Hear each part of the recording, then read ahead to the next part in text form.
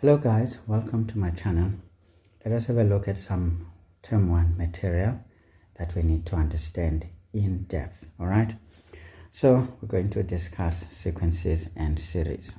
Okay, now what is a sequence? Now a sequence is a list, that's a keyword, of numbers or other objects in a specific order.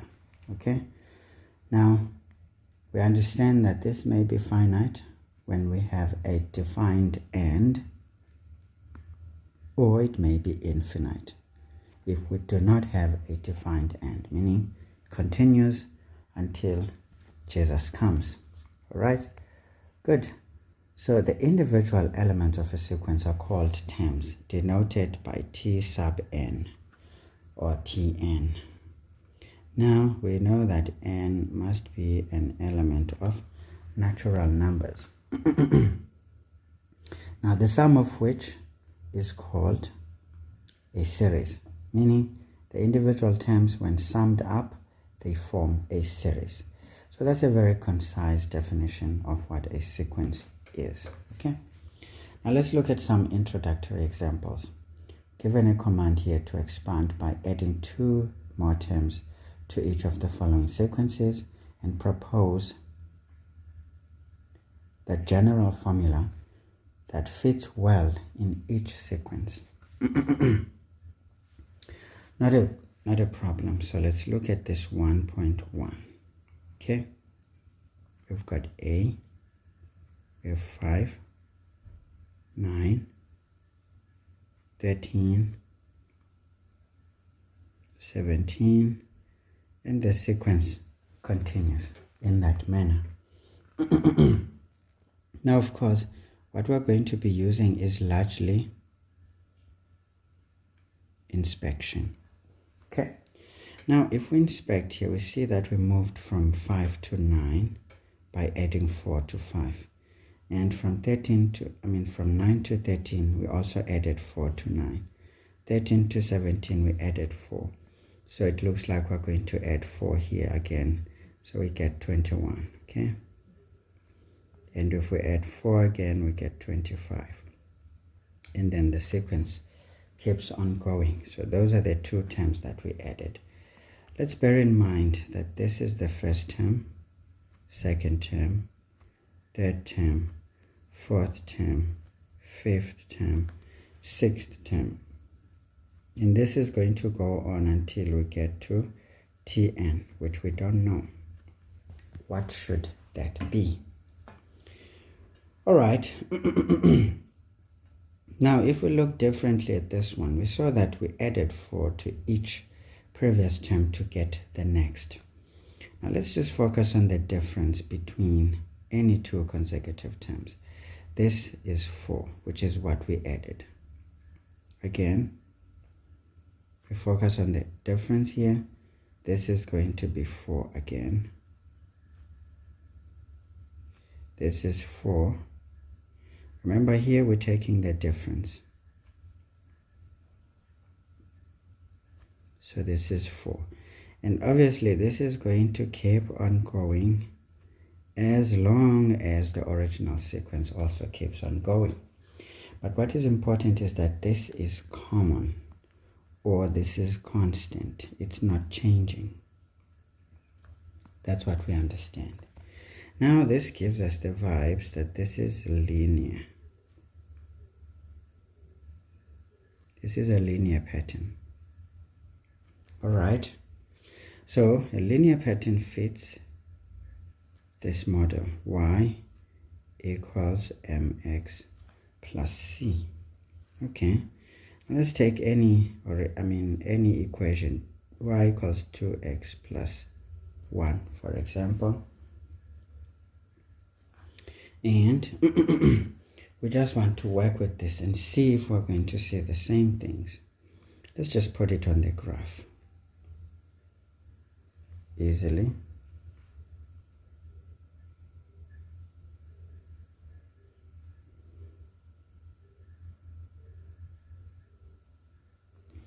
And of course here x is an element of real numbers this time around. So So this is the origin, 1, 2, 3, 1, 2. Now, when we place 0 there, what do we get? We get 1. This is 1 over there. When we put a 2 there, we get 5. 2, 3, 4, 5. Okay, this is getting a bit is getting a bit naughty. Okay, let's do something so that it does not embarrass us.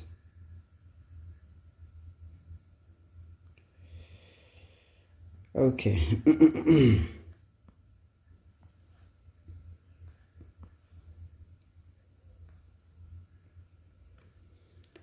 Let's just make it long. Okay, so this is 2, 3, 4, 5. Okay, put a 3 in there. What do we get? We get 7. 6, 7.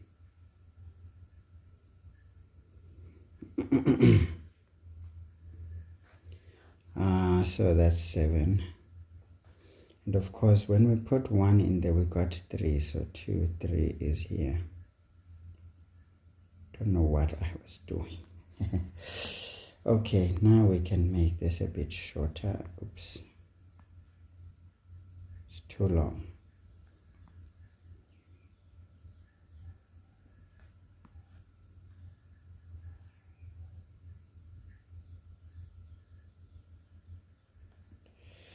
Okay. Now, all we want to do is to... Okay, let's take this one down a bit. So all we want to do now is to plot the points. So 0 gives us 1. 1 gave us 3. 2 gave us 5. 3 gave us 7. Right, minus 1 gives us minus 1. So minus 1 is going to be here. So this is going to be in there.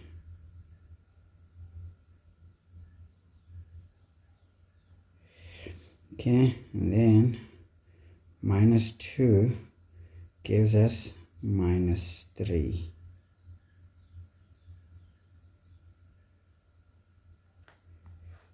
Okay.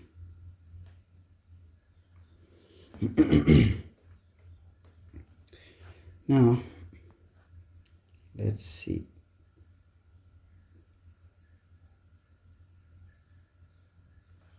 So this is a straight line, okay? We can appreciate it. Of course, I'm just using a free hand here. So some points are going to try to fall off this graph of ours. But we can fit them back. So this is what we have, guys. So now let's have a look. What is the difference between these individual terms? This is 2. So this was a 3. So this is minus 1, minus 3. Okay. So between these two, the difference is still 2. Between these two, the difference is still 2. So we can see that indeed, between any two consecutive y values, in this case, the y values are the actual values of each term, we see that there is a common difference. But of note is that this very difference we see here, we see this one over there. It looks like there is a nice link between these two. Okay, we can think of it that way for now. So we can make a proposal that Tn, because we want the general formula. If this is linear, it's going to be essentially 4n plus c. because we think there's a link between this 4 and that 4, which was the common difference looking at this model right here. But now what should the C be? Well, if we say we want the first term, this is going to be 4 times 1, which is 4. To get to 5, we need to add 1. This is now doing this by inspection, so to speak. Now, does it work for every other term? If we want the second term, we put a 2 there. It's 4 by 2, that's 8, plus 1, that's 9. It works out. We want the third term, 4 times 3, that's 12, plus 1, 13. So it works out. So we know that Tn should be 4n plus 1, where n is an element of natural numbers. Okay, and please guys take note that Tn is itself an element of real numbers, because if this gradient was negative, we could have positive and negative Tn values, although the n values should never ever be negative. Okay, so this is very important to keep in mind. All right guys, so this is more like the domain and range, and we know that also y here is an element of real numbers, because that's the domain and range. All right folks, so this is good. Now if we draw this on the Cartesian plane, what does it look like?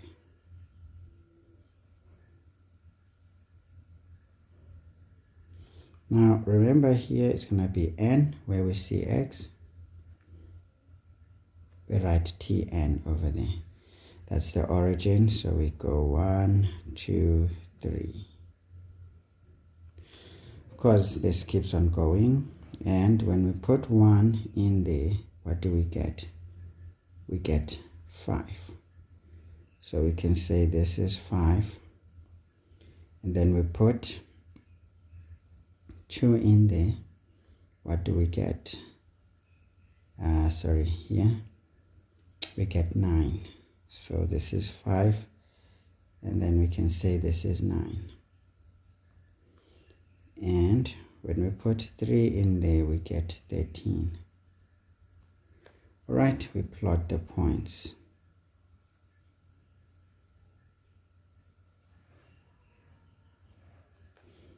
And what we will notice is that we get a straight line.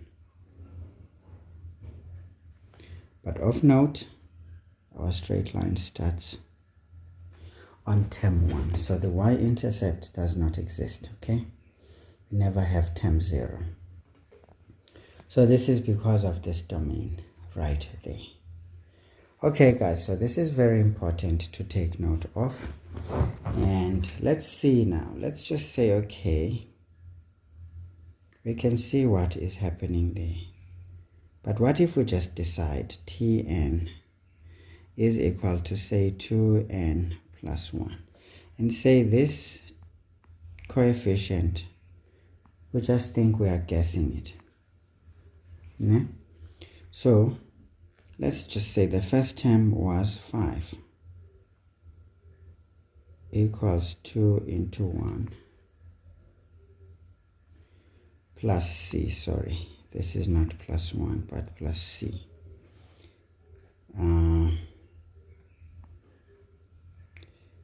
Therefore our c is going to be 3.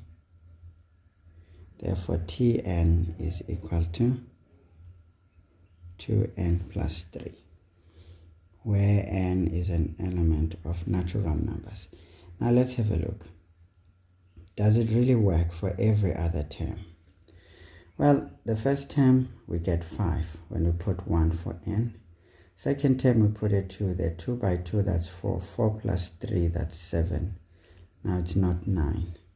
Third term, 2 by 3, that's 6. 6 plus 3, that's 9. It's not 13. So this is not correct. Because, or in fact, let's just do this and say, well, Tn cannot be that, because it does not match every other term. It only matches the term we used in the determination, but in general it doesn't work. So this doesn't fit well. Okay, these are common mistakes in doing this sort of calculations. So we need to pay attention to how we do this thing. Okay, so what is the best way? It's obviously clear that Tn should be equal to 4n plus c. Then we can say T1 is 5 equals 4 into 1 plus c. Therefore, c becomes 1. Therefore, Tn is equal to 4n plus 1, where n is an element of natural numbers. And we saw that this one worked.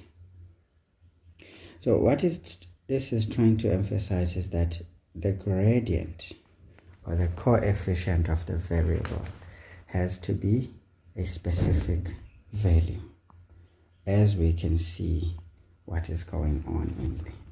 So we get this from the common difference between any two consecutive terms. And this means this approach is dangerous. You cannot guess the value of that coefficient. It has to be determined somehow. All right, so this is what we can gather for that example, guys. We know what to do, we know what not to do, and it's very important. Now, a very smart question can be asked. What is the maximum term in this sequence? The value is 5, right? Because it is term 1. This is minimum. This would be the smallest. And then maximum would depend on the finite nature of the sequence. If we have a defined end, the last term becomes the maximum, okay? Because this is an increasing function, as we can see. So there's a whole lot of smart questions we can construct from just this. All right, let's look at the next example, B. B, we have 1, 4, 9, 16, and this is ongoing. Now from inspection, we will appreciate that these are perfect squares. This is 1 squared,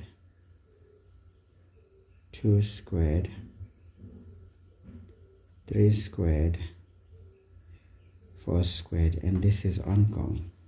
Mind you, this is term 1, term 2, term 3, term 4. Now the next term is going to be 5 squared, which is 25. The next term is going to be 6 squared, which is 36.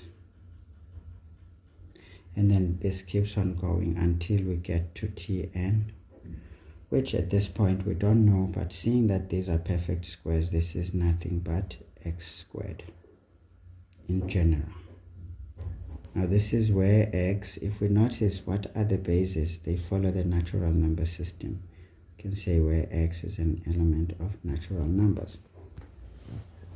Great. So that's it. We are sorted. So this already concludes for us that our nth term is just going to be n squared, where n is an element of natural numbers.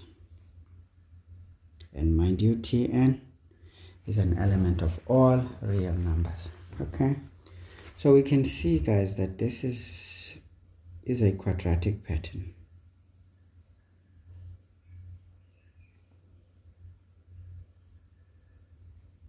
This is a quadratic pattern. Now the quadratic pattern fits this model.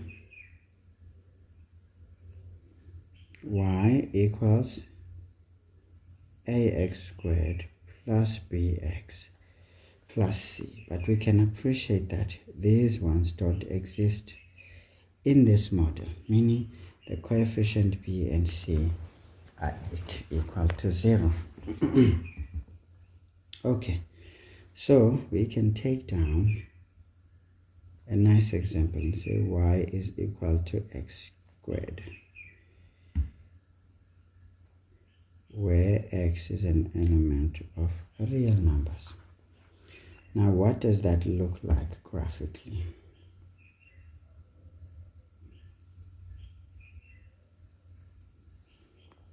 Don't need to make this one big, eh?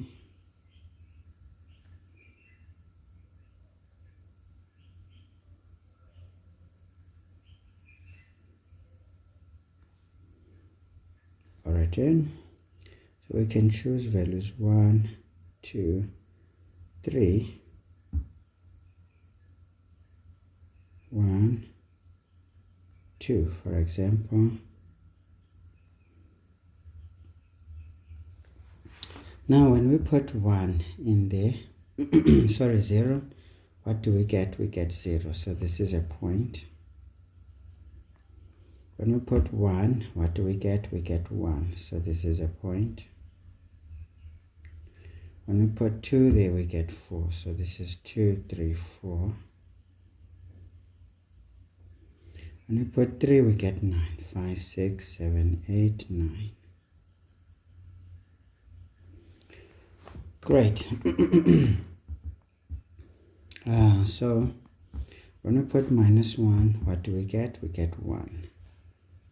Okay, so on this side, everything just pretty much goes back. So 1 is to 1, 2 is to 4, 3 is to 9. Then -1 is to 1, -2 is to 4. And of course, if we draw this graph, it looks something like this. All right.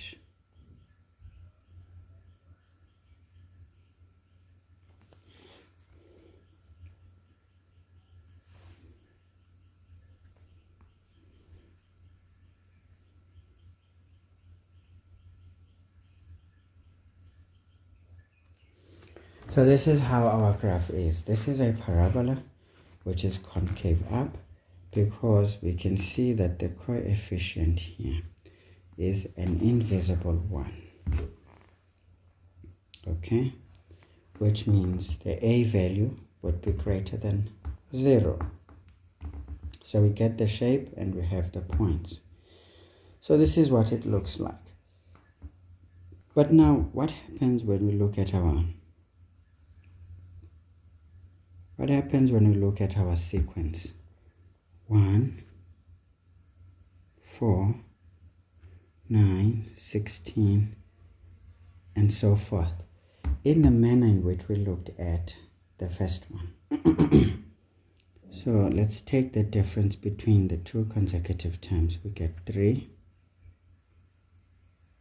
we get 5, we get 7. And of course, this is going to keep going as long as the original sequence is going.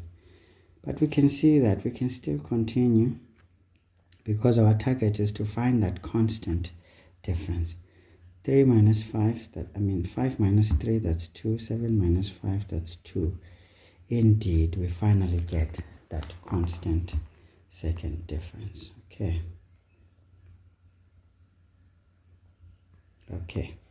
Good. So what do we appreciate, guys?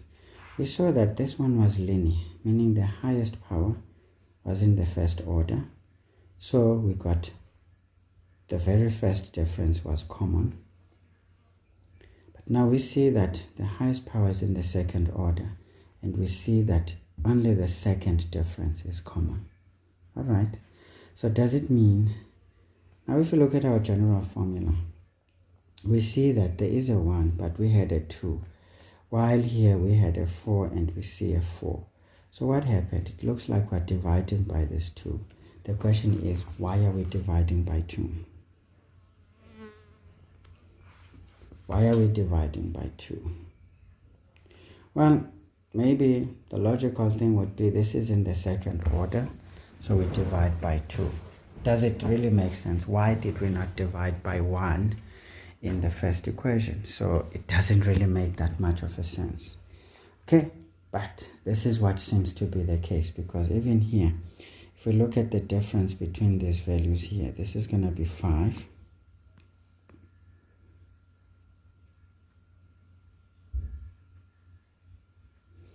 Okay, so this is going to be 3. And 0 there is going to give us 1. What do we get there? 2. We get a 2. Can you see there's a constant second difference between the terms? But we still don't see that 2 there. So it means we took down this 2 by dividing by 2. But the question is why? We don't know. But this is what seems to be the case. So let's put this on the Cartesian plane and see what it looks like. This is a very important thing, guys, to think about these sequences or series in terms of functions. So this is 1, 2, 3. Okay. Of course, this is going to be ongoing. So this is n. This is Tn. Now, we've got that general formula. When we have 1, we get 1. We have 2, there we get 4. 2, 3, 4. Put 3, we get 9. 5, 6, 7, 8, 9. Now we plot the points. 1 and 1. 4 and 2. 9 and 3.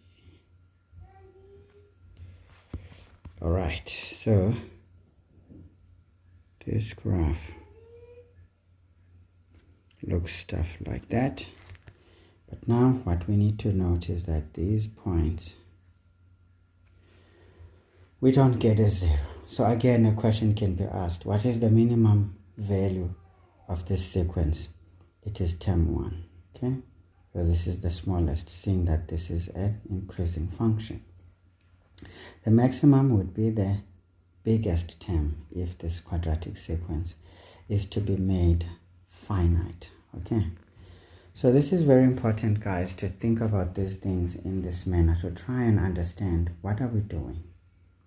What are we really doing? Okay. Now let's move on. Let us move on. I'm trying to think now. What do I want to do? But let's not do what I want to do. Let's just keep exploring. D. What do we have? No. C. C, we have 1, 8, 27, 64, 125, and this is ongoing. Did we find the next few terms? Yes, we did. Okay. Now let's see. We can appreciate that these are perfect cubes.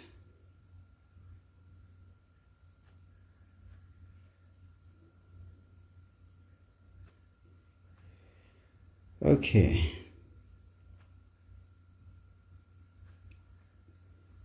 And this keeps on going. Okay.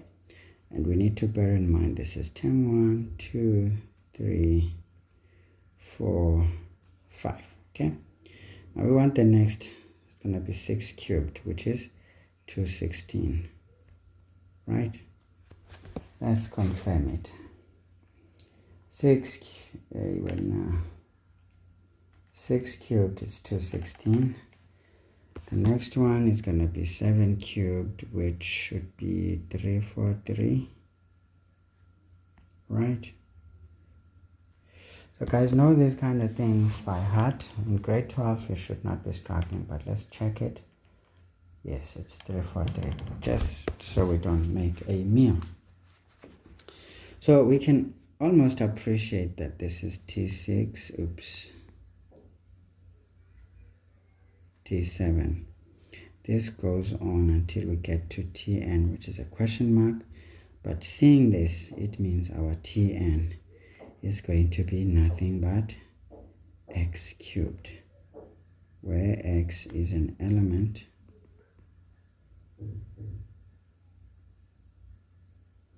of natural numbers. Okay, good. So this already tells us that Tn should be n cubed, where n is an element of natural numbers. Great stuff. So this is it. Now from this, guys, we can appreciate this is a cubic pattern.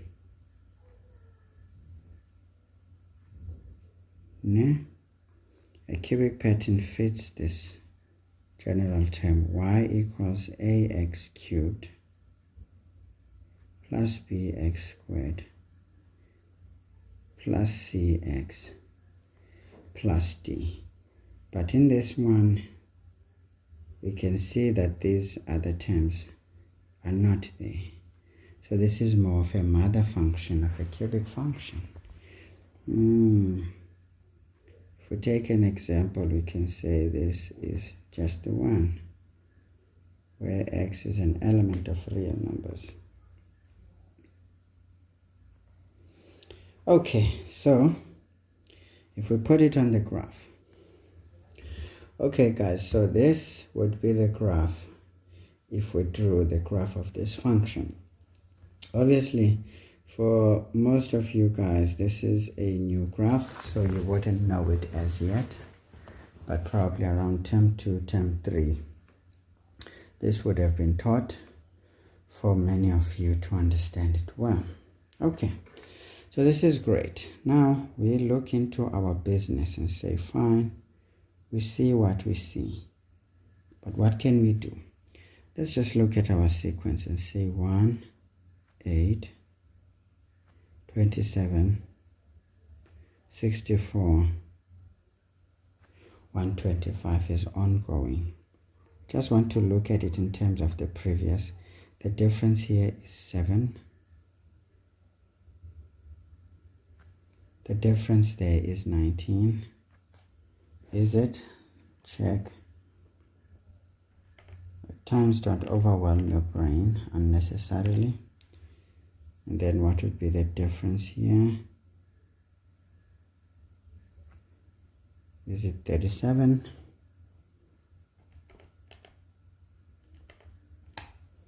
Yes.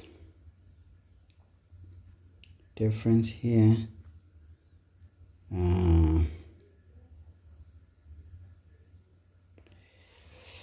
Let us see. This is 61.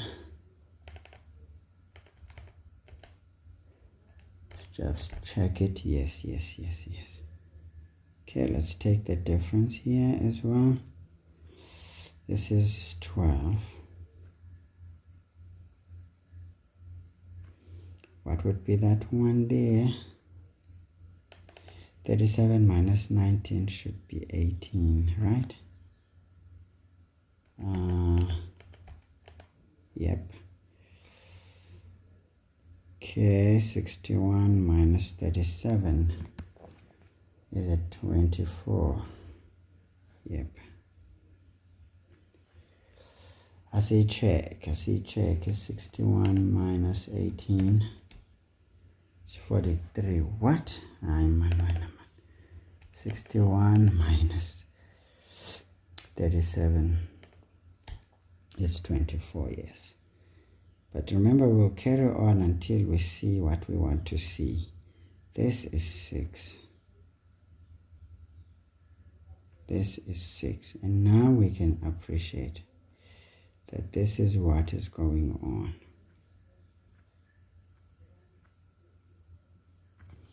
So, what do we expect, guys? Can you see the third difference becomes constant? As we saw that the second difference here was constant, and the first difference was constant. So, in a cubic expression or pattern, we can see that the third difference becomes constant or common. But now, if we look at this graph, it looks more like that as well. What do we notice, guys? The constant difference here would have been 6 even for this graph that we drew, but it's not there. We don't see it. What happened? So obviously it looks like we divided by 6. Question is why? Now this is clearly, if we thought here we were dividing by 2 because the highest power was in the order of 2. Now the highest power here is in the order of 3. So technically 6 is a different story. So we literally divided by 6. But the question is why? At this point we don't know. We can say this is guesswork. It's fine. We can say this is probably intuitive. We don't know. At this point, we don't care either. But now let's draw our graph for our expression.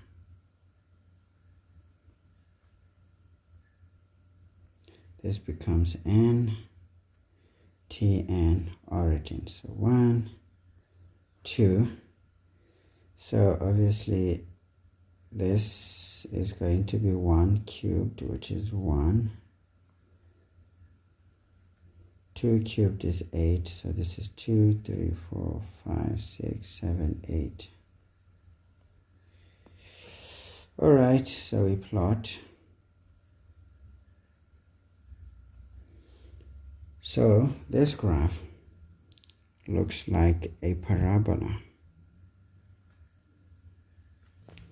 at this point because it's not complete. And can you see? The restriction is because n is an element of natural numbers. Yes, it would have looked like that if we completed it, but we don't have a term 0 and we don't have negative terms in a sequence. Alright folks, so this is great. This is essentially how we think about things and we try to establish what's going on. And as you can see, this is a fitting general term for that sequence that we have. Okay, nice. Now let's look at D. D, we have 19, 16, 13, 10, and this is ongoing. Now from 19 to 16 we subtracted 3, 16 to 13 we subtracted 3, 13 to 10 we subtracted 3. So this means we subtract 3 from 10, we get 7. We subtract 3 from 7, we get 4. And the sequence keeps on going. Mind you, this is first term, second term, third term, fourth term, and fifth term. Now this will go on until we get to Tn, which we don't know. But if we look at the difference between these two consecutive terms, we get minus 3. We get minus 3. And we can appreciate that this minus 3 is essentially very common, or it's constant. Now we can see this is a linear pattern, so this means Tn is going to be this one. We saw that it has to be specific to that, plus C. Now, what must C be? Obviously, if we say term 1, we get minus 3 here. What must we take 3 from to get 19? It should be 22, right? Right. Therefore, Tn should be minus 3n plus 22, where n is an element of natural numbers. Now, guys, we check this out again. First term here, 22 minus 3, we get 19, okay? Then the second term, we get 6 there, minus 6, so 22 minus 6, we get 16, it works out. Third term, we get 9 there, so it's going to be 22 minus 9, we get 13, so this indeed is good. So we can see clearly this whole thing is consistent. So this is how we work this out, okay? Of course, at this point, we're just using inspection. We're not trying to complicate our lives. Let's look at E. E, we have 3, 5, 9, 15, and so forth. Now, what do we see? We can try to look at this in terms of what we have done. So this is 2. The difference there, it's 4. Difference there is 6. This would be ongoing, and we can see that we haven't reached that constant state. So this is a 2. We have now reached it. So we know we are done. This is quadratic, so it means Tn is equal to, we now say 2 divided by 2 is going to be 1. So this is 1n squared, essentially, plus bn plus c. At this point, we cannot be so sure, so we can't eliminate these terms. Now, what are we doing? We can say the first term is 3. So this is the first term, so n is 1.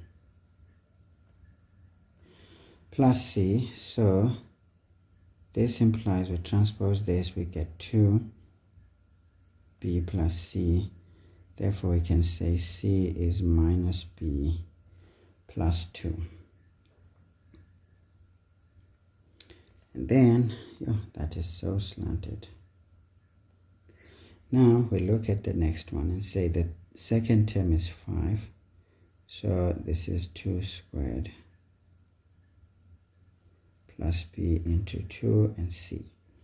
Now this is 4, we transpose, we get 1. So this is 2b plus c. So if we try and plug that equation there, we get 1 equals 2b. Instead of c, we put minus b plus 2. Therefore, b is, remember 2b minus b is just b. Transpose the 2, we get minus 1. Therefore, c is, we take the value of b and plug it there. What do we get? Minus into minus 1 is plus 1. So c becomes 3.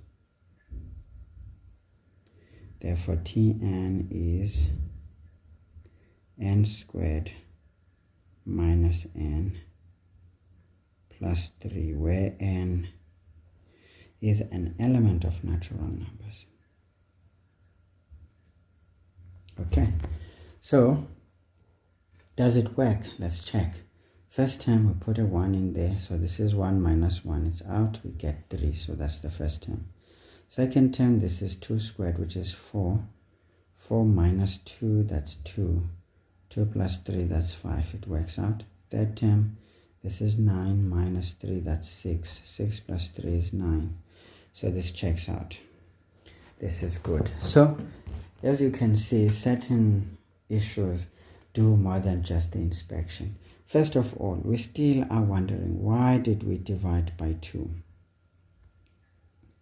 To get the coefficient of our function, which is the a. Why is a this common difference divided by 2?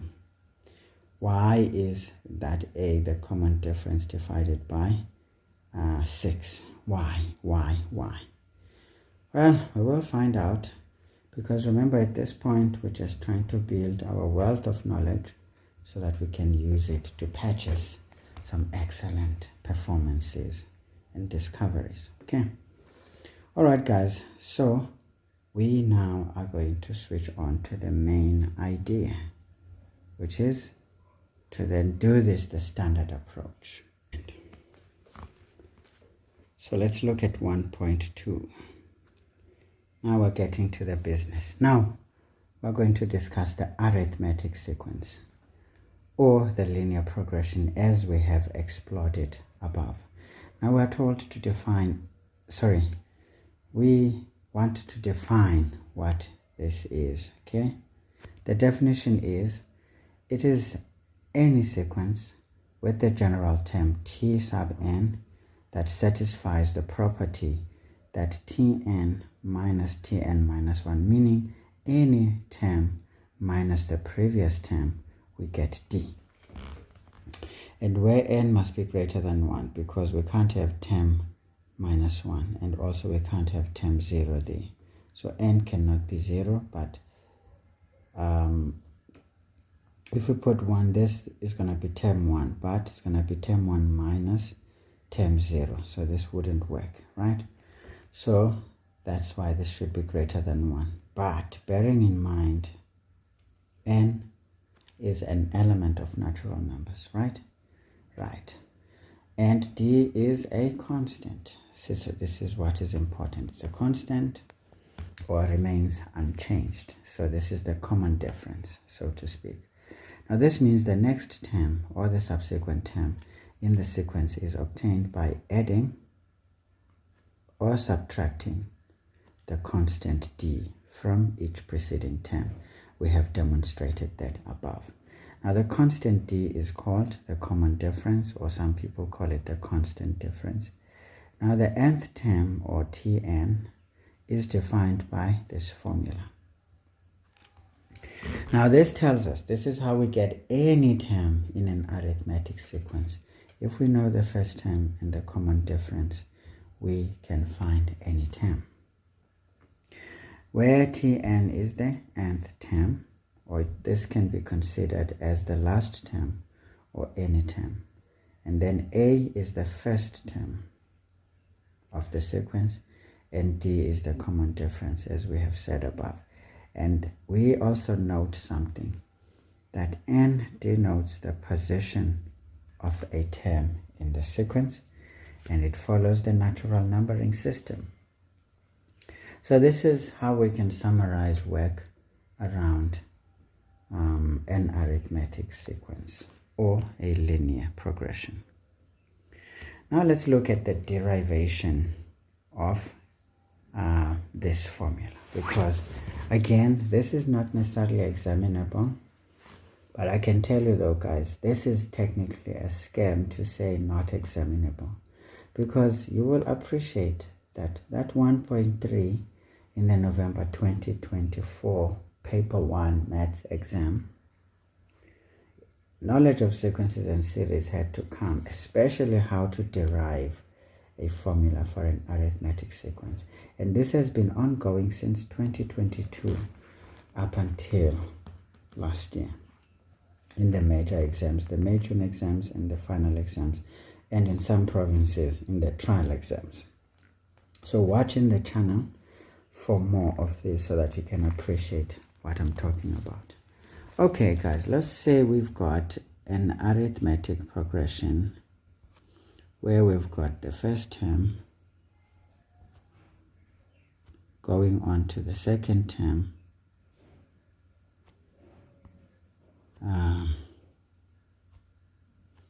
third term, fourth term, and this keeps on going until we get to the last term. Nice. So what are we saying? Well, we will appreciate that actually before we get to the last term, this is going to be Tn minus 1, so that we get Tn here.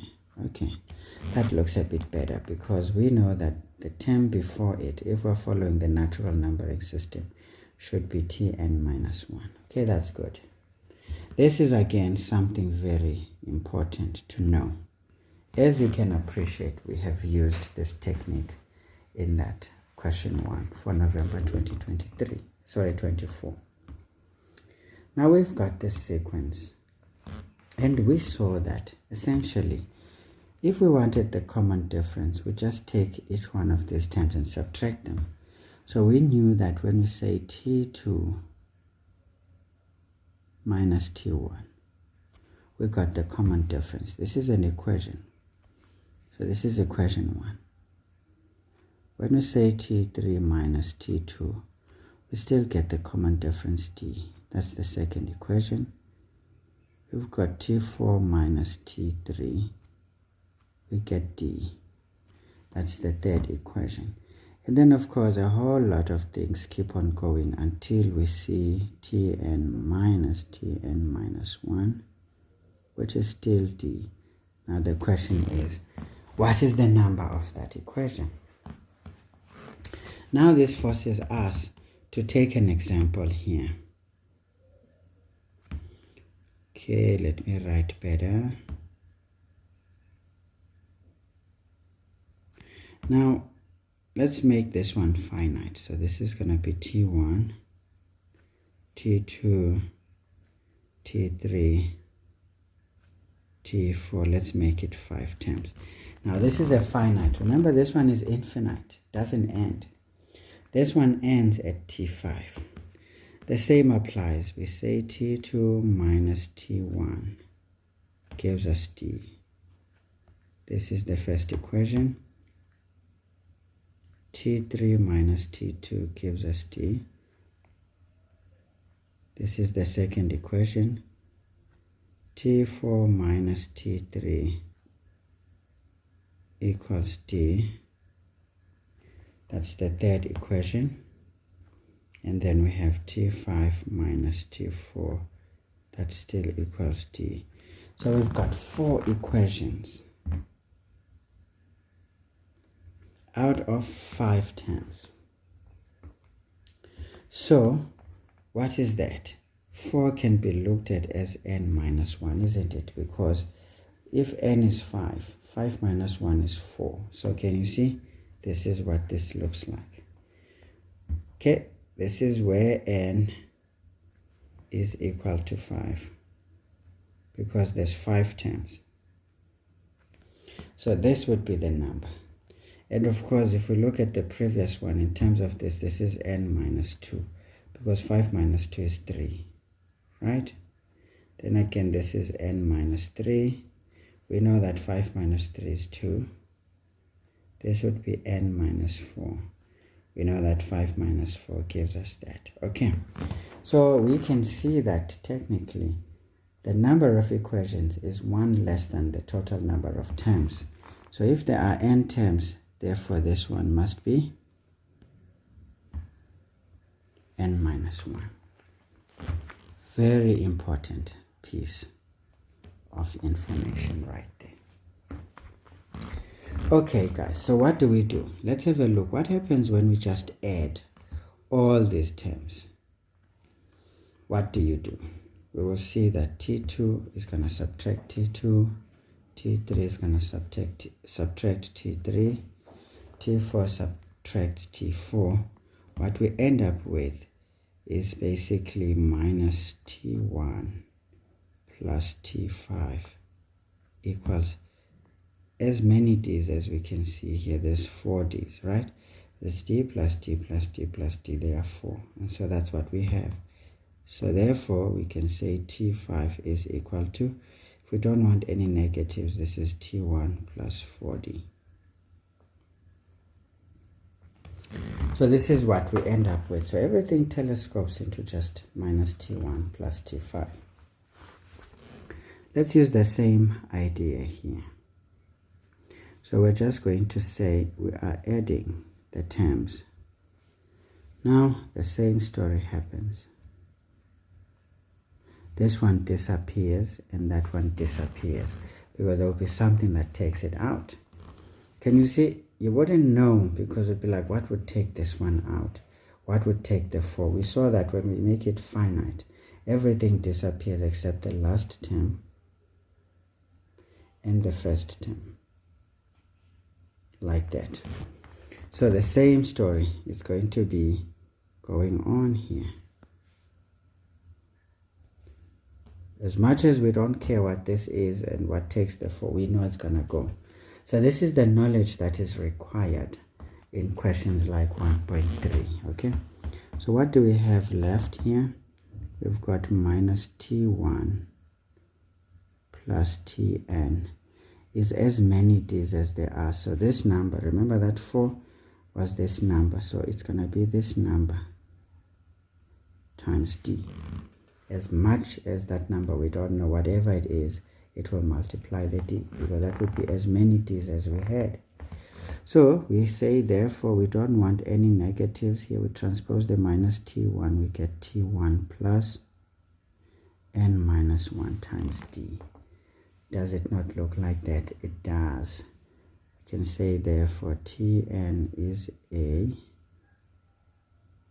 plus n minus 1. This is when we substitute T1 with A. So this already tells us that A is a replacement for T1. So this is how we derive that equation, guys. It's not very complicated. It's very easy. So when you're not so sure what's going on, make an example of something, then compare it with what we have, and then work it out. And as you can see, this piece of knowledge is so important in dealing with questions that are somewhat horrible, because we can tell that no matter what happens, if we structure this so well, we can actually get rid of many terms and remain with just 2 on the left, and then we multiply as many terms or as many of the answers on the right hand side that we get. So this is good. So nice and easy. Nice and easy.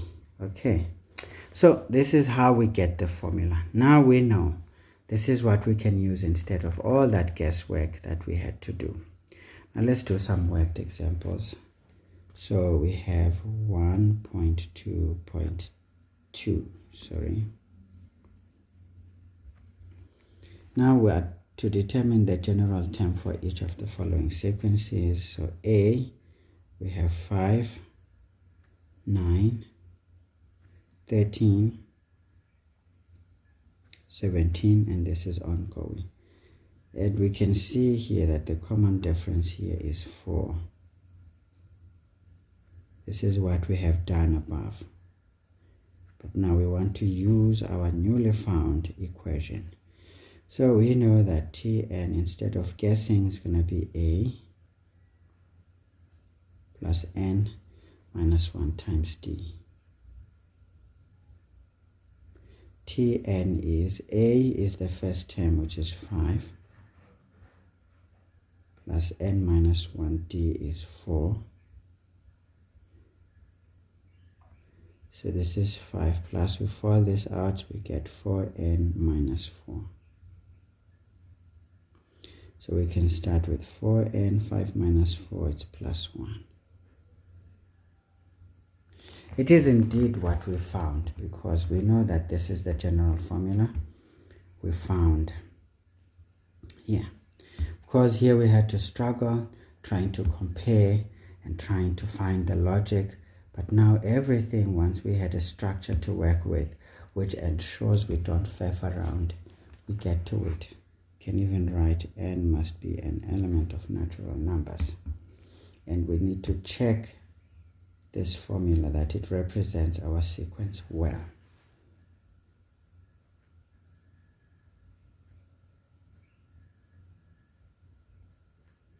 Please check answers, guys, because it's easy to make mistakes during the substitutions and manipulations. Don't just feel comfortable. You've done the work. Double check that it is representative of what is expected. All right, so let's look at the next one. 19, 16, 13, 10. And we can see this is also arithmetic or linear, because the difference is minus 3 as we have done above. So can you see, having studied something, we then cruise with what could take us time to figure out. Now we know that Tn is A plus n minus 1 times d. Remember, guys, in the 3-step approach that I showed you, we use a rule. This is the rule, okay? This is the 3rd step. The next one, we substitute. A is the first term, 19, plus n minus 1, this is minus 3. Now we use BODMAS, we see brackets, we need to deal with those brackets. This is going to be minus 3n plus 3. Therefore Tn is going to be minus 3n, we add this, it's going to give us 22. Where n is an element of natural numbers. And we saw this formula above again, but we had to figure it out. Sometimes not so sure if we're doing the right thing. What is important is now once we have the structure, it works out. Again, don't forget to check.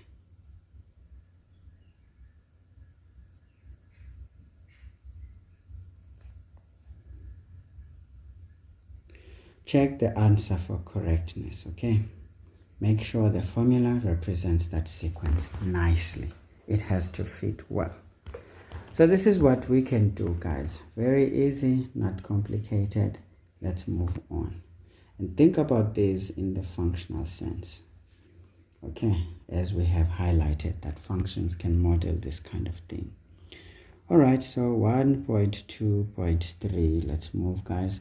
Given the general term of each of the following sequences, we need to determine the common difference, the first term, the 30th term. That's easy.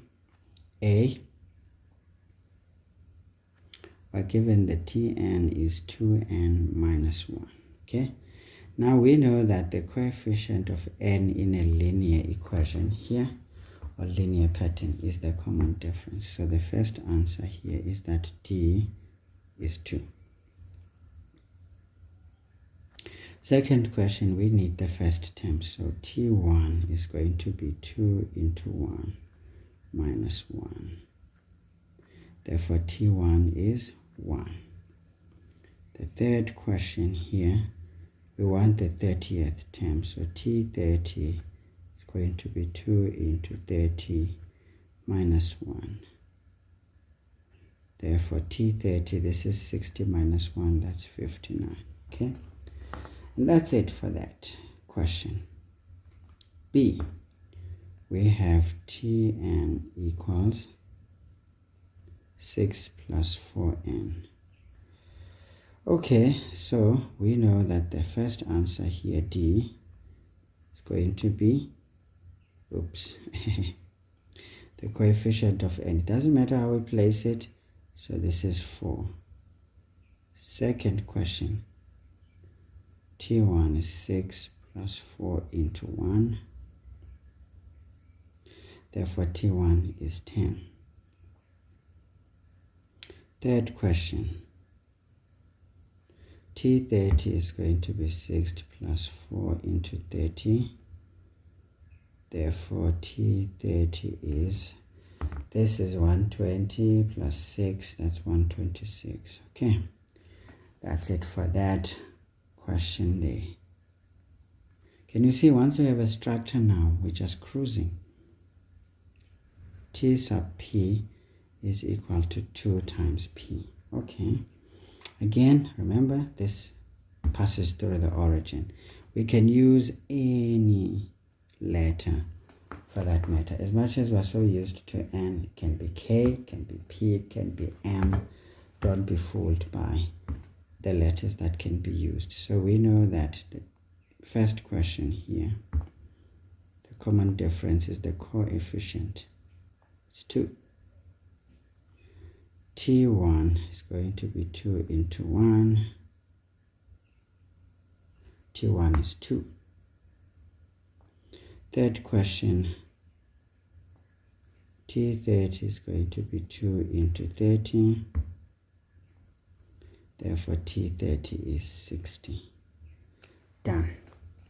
Okay. So guys, we've been cruising. So that's it. We don't want to complicate that. So these are just some basic questions. But now the next question is the typical exam question. Okay, this is what could be found in the next exam or any other exam throughout the year. 1.2.4. We are told x plus 2 is to 3x minus 1 is to 4 minus 3 are the first 3 terms of an arithmetic sequence. Now this is very important to know what sequence we're dealing with so that we can use the properties in general. So we've got an arithmetic progression or sequence, which is x plus 2 going to 3x minus 1 going to 4x minus 3, and this keeps on going. Now the question says, determine the value of x and then write down the numerical values of the first 3 terms of the sequence. Okay, so to answer A, we know there's a common difference between any 2 consecutive terms. So we know that 3x minus 1 minus into x plus 2 should be the same as 4x minus 3 minus the previous term, which is 3x minus 1. Why? Because each is equal to d. Okay, this implies we have 3x minus 1. We deal with the brackets. It's going to be minus x minus 2 equals 4x minus 3 minus 3x plus 1. Okay, simplify further. 3 minus x is just 2x minus 1 minus 2, it's minus 3, equals, we've got 4 minus that, it's just going to be x minus 3 plus 1, it's minus 2. Now we can take x to the other side. 2x minus x is just x. We take 3 to the other side, it's plus 3 minus 2, that's 1. That's it. We can say therefore the arithmetic progression is, we take 1 and place it for x, so this is going to be 3. Put it there, we get 2. Put it there, we get 1. And then this is it. So we get the value of x, we get those values right there. Nice and easy, okay? So what would be important is also this situation. So this could be 3 marks. So B, oh Lord, I knew it's gonna happen. I really don't know, guys, how to deactivate this thing when I'm working. See, being computer illiterate is just bad. Okay, determine the nth term of the sequence. This is not a problem. So we know that our arithmetic progression is 3, 2, 1, and that's it. And since we know this is arithmetic, so 2 minus 3, it's minus 1. 1 minus 2, it's also minus 1. So we've uncovered the constant difference here. So we know that Tn is a plus n minus 1 times d. We must always write the formula. Remember, we show whatever we have used to determine our answers. First term is 3 plus n minus 1 into minus 1. Tn is 3 plus, we deal with this, it's not going to be a plus, it's going to be minus n plus 1. Therefore, Tn is going to be 3 plus 1, that's 4 minus n, if we don't want n to lead as a negative number. That's it. We are done. Now let's check, does it represent our sequence? We put 1 here, 4 minus 1 is 3. Put 2 there, 4 minus 2 is 2. Put 3 there, 4 minus 3 is 1. So it really does check out, okay? So usually for this question, it's substitutions and the answer. Usually we would get 2 marks for a question like that. C, we are asked a question, which term of this sequence is equal to minus 41? So we know that Tn is minus 41. This implies Tn is 4 minus n equals minus 41. Transpose n to that side, transpose 41 to the other side. We can see that n is 45. So the answer is therefore T45 is equal to minus 41. Answer. Alright, so what is important here is to ensure that the substitutions are correct and the operations are correct. Otherwise, we can't prove it. Okay, it's too far from these 3, so it's gonna give us a headache. Now, D, we need to calculate the 35th term. So Tn is equal to, this time we write the general formula that we found. So this implies that T35 is going to be 4 into 35. Therefore, T35 is equal to 4 minus 35 is minus 31. Again, here What matters is correct substitutions and correct operations and get the answer. Otherwise, we can't really check it for certain because this is also too far from those first three terms. Okay, so guys, this is how we do things in arithmetic sequences or sequence. Now folks, we need to be smart about it. There can be a lot of questions that can be generated which are smart, but importantly, remember the graphs we have shown you guys at the beginning. They are very important. Okay, let's not make this too long. Let's keep going. So the next one, we have 1.2.5. Now we're told here that the 10th term of an arithmetic sequence is 28 and the 7th term is 19. We need to calculate the first three terms of the sequence. That's not a problem. We've got A. Here we are told T10 is equal to 28 and T7 is 19. Now to answer A, we know that basically T10, okay, let's start nicely. We know that Tn is equal to A plus n minus 1 times D. This implies we know that T10 is going to be A plus n is 10 minus 1 times D. Therefore, T10, by the way, T10 is given to us as 28. So we can say 28 is equal to A plus 9D. Okay. Now I could have just written this, guys. You don't need these two steps. They are not necessary. If you can just know this is what it would look like, this is good. But I'm just showing you now how to get to it using the formula. All right, so we can make A the subject. We can say therefore A is equal to 28 minus 9D. We can make this one equation 1. We can say and T7 is 19 as was given.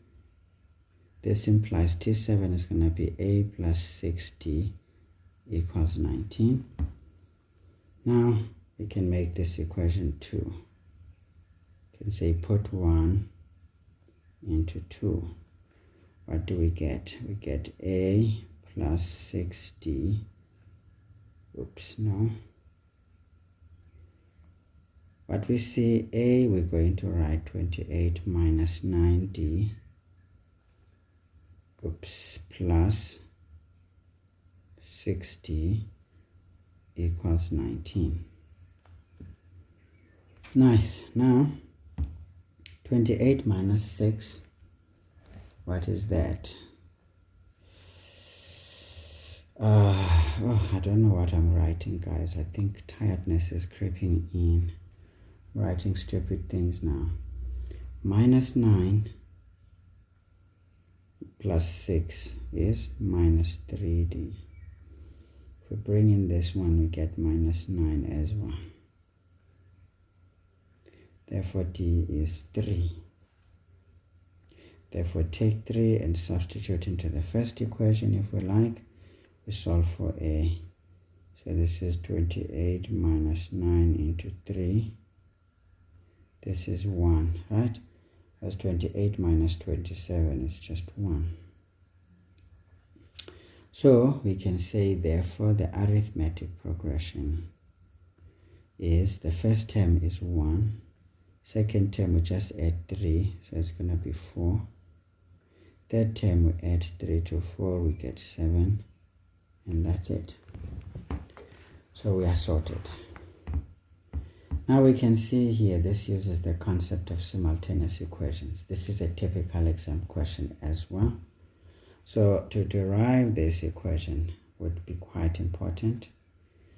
The second one is the same procedure. We don't get a mark, but to substitute one into the other, very important. To get A, important to get, sorry, D is important, to get A is important. Now we have how many marks? 1, 2, 3, 4. So to get the sequence, this would be around 5 marks. Okay, nothing really difficult.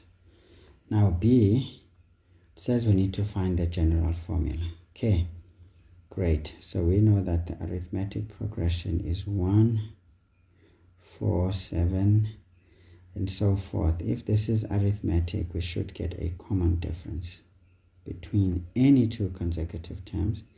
4 minus that is 3, 7 minus that is 3. Indeed, it is common. So we go about it the usual way. Tn is A plus n minus 1 times D. A is 1 plus n minus 1 into 3. Now this is 1 plus 3n minus 3. Therefore, Tn is 3n minus 2,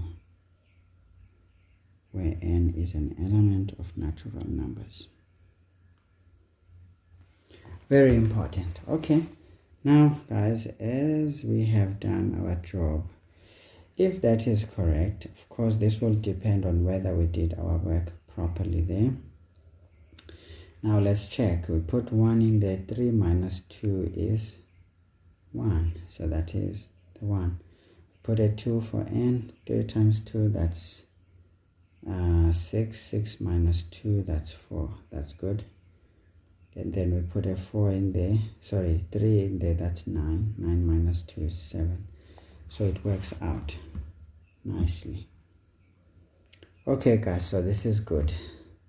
So we have done those questions nicely. Usually here it's substitutions and the answer. Usually it's a 2-mark question. Again, it's a typical exam question to think about. Okay, now let's do the other question here. 1.2.6. we are told 5 to x to 13 to y to 21 forms an arithmetic progression. Now the question says write down the values of x and y, let's say for 2 marks. Of course, you could go about it doing the simultaneous equations and what. But hey,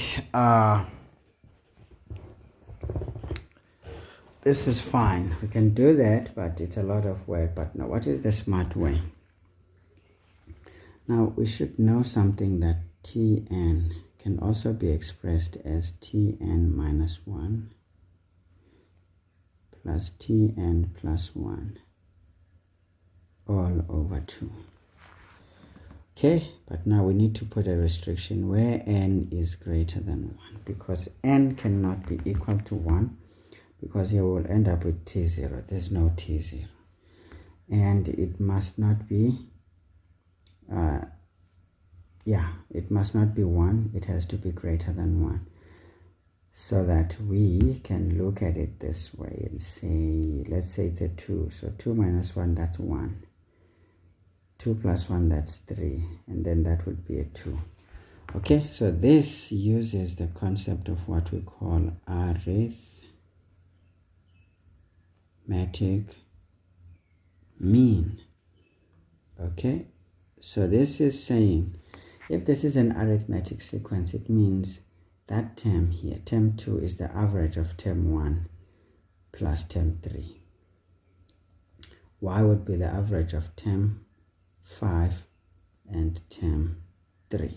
Okay, so this is how quick we can get our answers. Okay, great stuff. So we know that x is going to be equal to, we say 5 plus 13 divided by 2. So this is going to give us, that's 18, that's 9. And y is going to be, so that's 13 plus 21 divided by 2. Now let's see, that would be 34 divided by 2, that's 17. Remember guys, when the question says write down, this is your thought process. We don't expect to see this in your workings. But showing it doesn't give you extra marks because the marks are on the answers. Now try using simultaneous equations to solve for these values and you will see that they are the same. So this is something that is not necessarily taught. I have not seen it in many of your books, but please learn it. It's an important thing. Can you see we can even devise a general formula? But in a general formula, we need to make sure it fits by placing a restriction. And we know here that n is greater than 1. At the same time, n must be an element of all natural numbers. Okay guys, so this is it. It's great stuff. Now I think let me just drink something so that we can carry on. Okay guys, so let's get to the next one. So we have 1.3. Now 1.3, we're discussing the quadratic sequence. This was discussed in detail in grade 11, but for those who didn't know, at least this provides a crash course on it. Now this is defined as the sequence of numbers or other objects where the second difference between any two consecutive terms is constant. Okay, second difference is constant. And the general term is in the form an squared plus bn plus c, where n is an element of natural numbers. Now folks, we need to see what is the framework that we use to work things out here. Of course, if we say term 1, if we place 1 in there, what do we get? We get a plus b plus c. So the quadratic progression is going to be a plus b plus c. And then we say T2, we put a 2 there, it's going to be 4. So it's going to be 4a plus this is going to be 2b plus c. The third term, we put a 3 where n is, we get 9a plus 3b plus c. And then we get the fourth term. If we put a 4 there, we get 16a plus 4b plus c. And this would continue like that. And then, of course, between these terms, what would be the difference? Now we can see c minus c is 0, 2b minus b is b, 4a minus a, it's 3a, so we get 3a plus b. And then between these, 9 minus 4, that's 5a, 3 minus 2, that's b, c minus c is out. And then again here, 16 minus 9, what is this? 16 minus 9, is it 8? No, it's 7. 7a. And then 4 minus 3, that's just b. And then c minus c is out. So this would be the sequence of the first differences. Of course, this is quadratic. We know there's going to be the second differences, which we expect to be common. Now let's do 5 minus 3, that's 2a. b minus b is out. 7 minus 5, that's 2a. b out. So can you see? This is constant. This is constant. So we can appreciate that basically the second difference in a quadratic sequence can be denoted by 2a. Now this means whatever value we have, if we've got a 4 in the physical terms, that is represented by 2a. So hence we divide by that 2. So now we know why we divide by 2. It's because the common second difference here is denoted by 2a. So to find the value of a, it's going to be that second common difference divided by 2 to get the a value. So now we know why we divided by 2. It's because of this. And of course, guys, we need to master these now. These ones are for mastery. We need to master them. This is usually the trio that helps us to work things through. But it doesn't mean it's the only ones we can use. We can use any of these terms that we have here, as many as we need to use. But usually that trio gives us what we want. Okay, now that we know the framework and we see why we divided by 2, then we can do some worked examples. So we have 1.3.1a. So we have 1, 4, 9, 16. So this is nothing but one of those examples we have used. So let's see, the difference here is 3. The difference there is 5. Difference here is 7. And this would be ongoing. But since this is quadratic, we want that constant second difference. All right, so what do we say? We say this is 2a. So again here we want the general formula. So we know that Tn is going to be, okay, we can write the formula and say Tn is an squared plus bn plus c.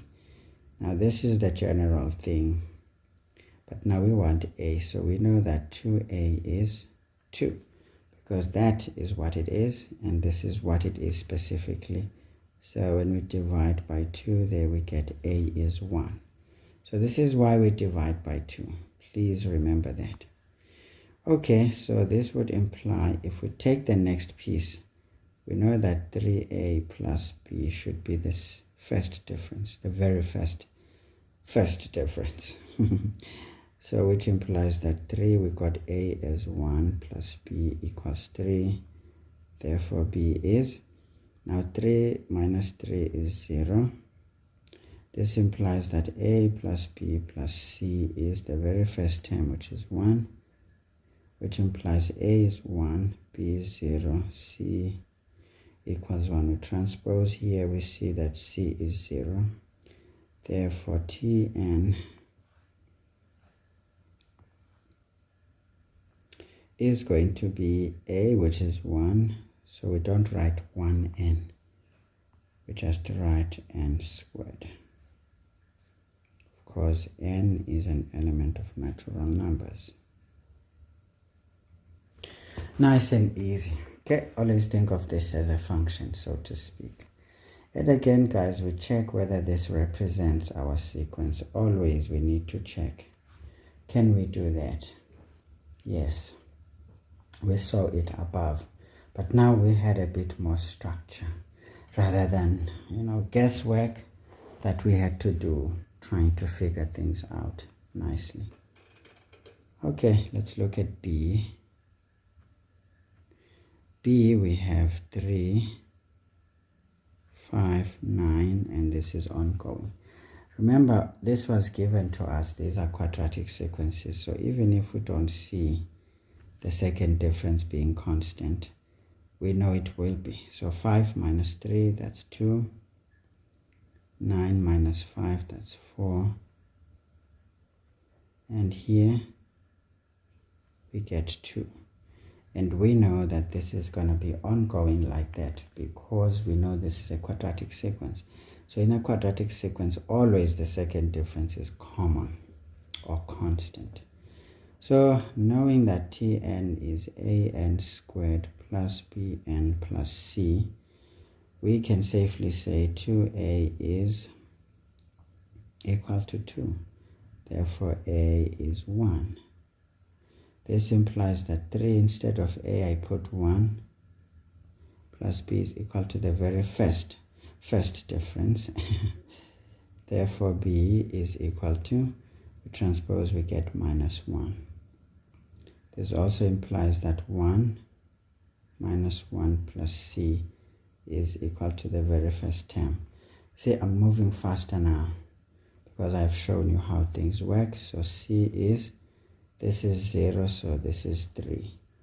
So therefore Tn is n squared minus n. We don't write 1n plus 3, where n is an element of natural numbers.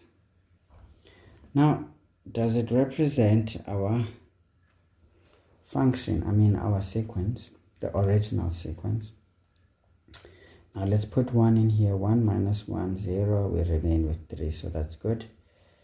Put a 2 there, that's 4 minus 2, which is a 2. 2 plus 3, that's 5. Good. Put a 3 in there, that's 9. Minus 3, that's 6. 6 plus 3, it's 9. That's good. So it is definitely representative. So can you see with the structure, we're not guessing anything. We are working things out nicely. So guys, this is literally what is expected of you. And remember the graphs we drew as well. All right.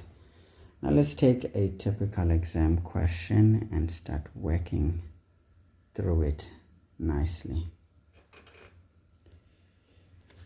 So let's not waste this space. 1.3.2. We're told to consider this quadratic sequence, which is going to be 8, 18, 30, 44. So if it is quadratic, we're going to get that difference. So let's work it out. So this is 10.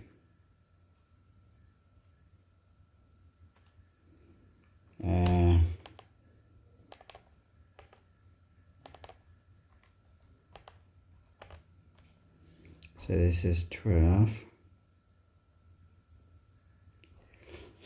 Sorry, this is going to be 14. This would be ongoing as long as the original sequence is ongoing. Then the difference here is 2, 2, and this is going to be ongoing as long as the original sequence is ongoing. So again, what are we doing here? We need to write down the next 3 terms. Okay, so what do we do, guys? If we look at this in a quadratic sequence, if you look at that, if we just add those up, what do we see? So that's going to be 16 plus 44. It gives us 60.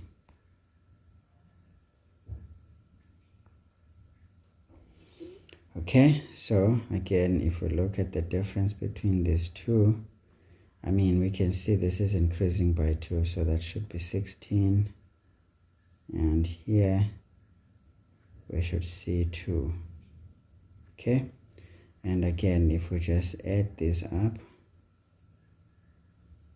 nicely, what are we going to get for the next term? So we've got 60 plus 16 plus 2, we get 78.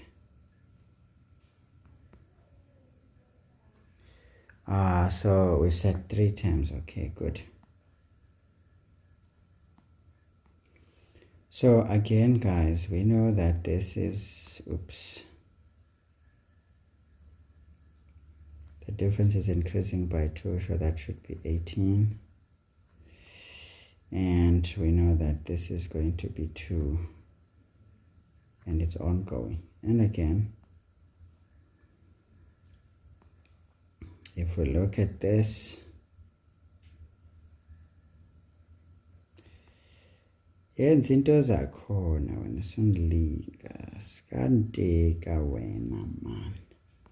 If we add those three, so we've got 78 plus 18 plus 2. That's 98. Okay, so the question said the next 3 terms. So we stop after the third term, because nobody said it continues beyond that. So again, guys, pay attention to how the question is phrased. So there's many ways. I mean, you can look around it the way we have, but that's what happens here. So this is how best I can show you how to do this. So we get a mark for each one, or just 1 mark for all. It doesn't matter. So this is A. Okay. B. We need to calculate the nth term of the sequence. So this is good. We know that 2A is 2. Therefore, A is 1. Which implies that 3 into A, which is 1, plus B should be the very first term there. Therefore, B is 7. Which implies that 1 plus 7 plus C should give us the very first term there. Therefore, C is 0. Therefore, Tn is n squared plus 7n, where n is an element of natural numbers. Alright, so does it really represent our sequence, the original? Remember, we can check. We put 8 in there, so this one's going to be a bit rough. 8 plus 7 into 8. We get what? Wait a minute. What did I do here? I put 8 now. This is 1. What am I doing? This is 1 plus 7. That's 8. Good. The second one, it's going to be 2 squared. That's 4. 7 by 2, that's 14. Those add up to 18. The third one, this is 9. Plus 7 by 3, that's 21. And that adds up to 30. Definitely it works out. So usually with this question, we get a mark for each one of those values and our answer. So this is usually a 4-mark question. It's a typical exam question. Be comfortable to handle it. C. Determine which term of the sequence is equal to 330. So we know that Tn is equal to 330. This implies we write our nth term, n squared plus 7n equals 330. We write in standard form by transposing the 330 and leave 0 there. So this means we are more likely to factorize this successfully, but when in doubt, check the discriminant.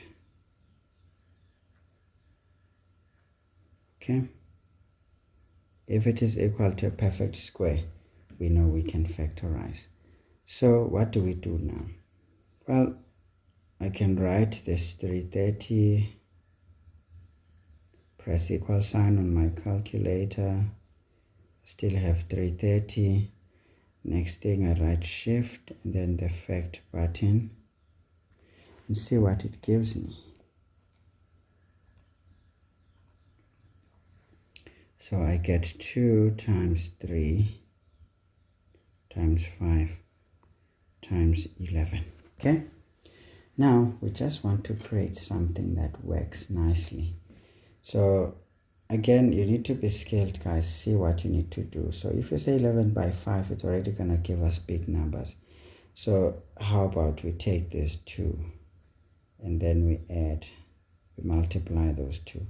This is 15 times 11 by 2, that's 21.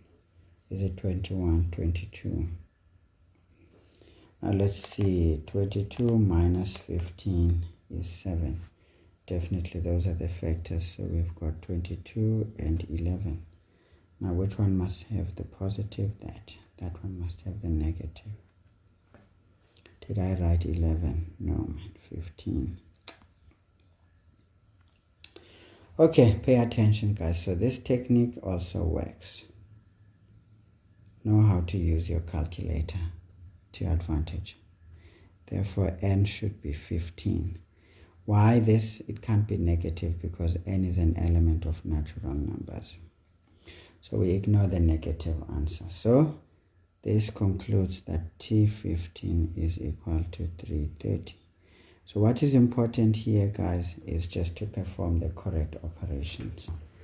Otherwise, again, this term number 15 is a bit far from this one. It's 1, 2, 3, 4, 5, 6, 7.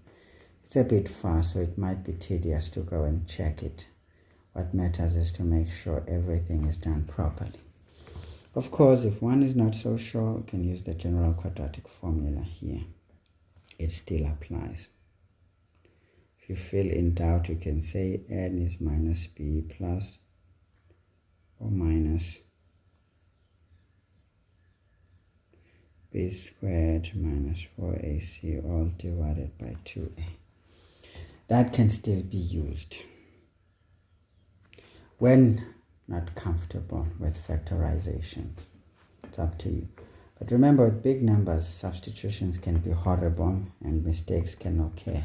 So still factorization is the best approach in my opinion. But again, you do what works for you.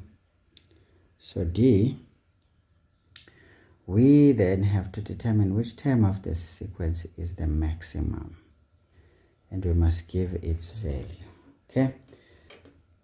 Not a problem. So we can say Tn is equal to n squared plus 7n. Now we can see this is positive, and where n is an element of natural numbers, we can say therefore Tn is an increasing. So if we inspect that algebraic expression, we can write Tn is n increasing function for all n element, of natural numbers, right? We can say therefore the last term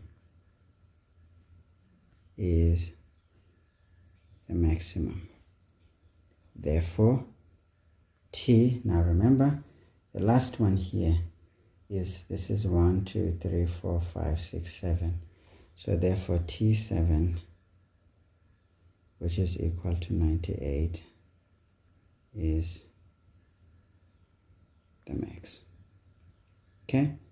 So this is a smart question that we need to understand. Okay? So one can still look it up using the graphical method. You will see that the graph should end on the last term, and so that should be the maximum. So we can do that just for fun. See, once we know what we are doing, we can easily do whatever we like. Now remember, guys, the graph here, we can see that we're going to have 15 and minus 22. The axis of symmetry is going to be on the negative axis because of that expression right there. Yeah, because this is part of the terms in this sequence if we wanted to continue, but we can look at in the original actually. So we can see that the y-intercept is 0, 7 is going to be minus b over 2a, so technically that's going to be negative. So we know our graph would look something like this. Pass through the origin, and this is the story. But remember, with this graph, we know that there's no term 0, so all of those terms don't exist. This whole part of the graph does not exist, all up until term 1. If we decide this is the first term right here.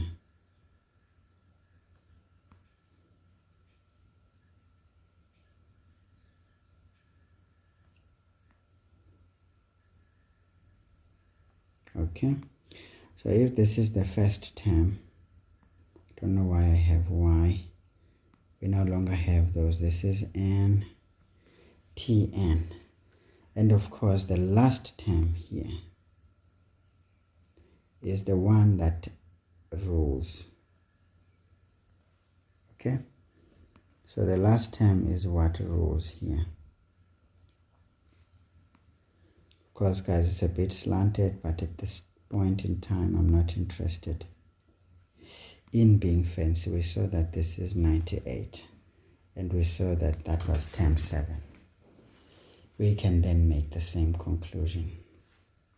Okay, therefore T7 is equal to 98 and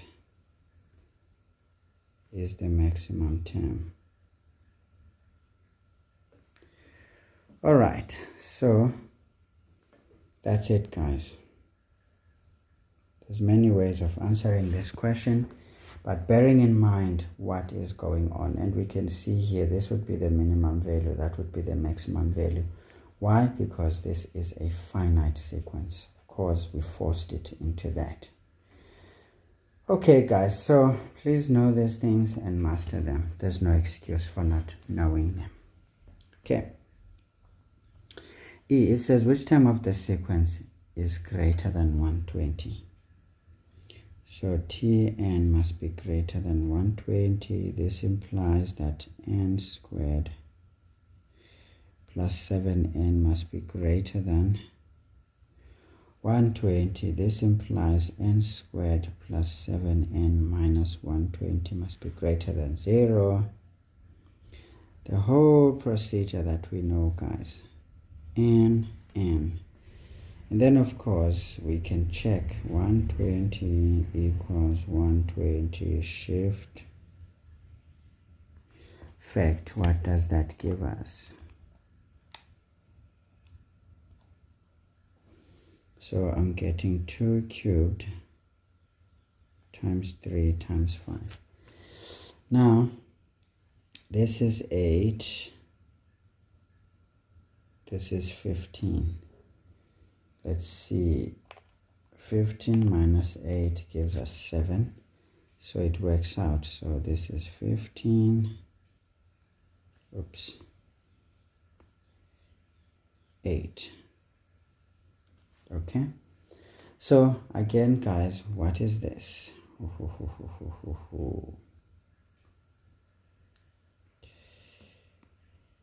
What is this?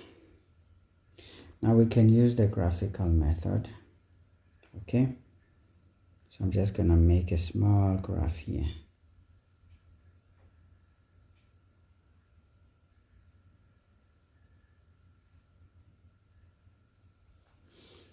Now let's see. We have a y-intercept of minus 120. This is gonna be on the left, so obviously we will have a graph that does something like this. Okay. And of course we know that the critical values here would be 8 here and minus 15. So this means T1 is going to give us a negative term value. So if we say this is term 1 over there, so it gives us a negative value and our graph starts there. So we can take this part out. Does not exist. So when is this graph greater than 0? Here.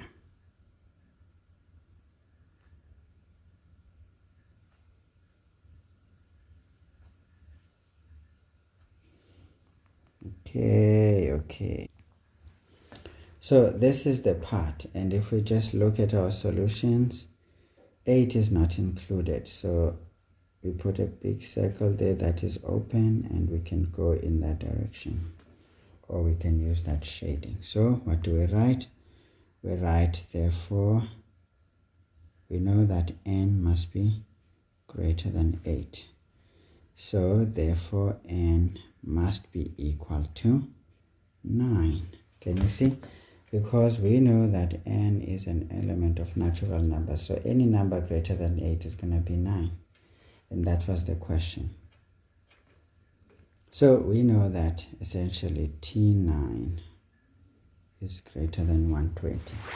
Now let's take it to the original and see. If we put 9 there, squared plus 7 into 9, it's 144. It's definitely a value greater than 120. And that's the first term, because if we place 8, we get exactly 120. That's why it gives us 0. So guys,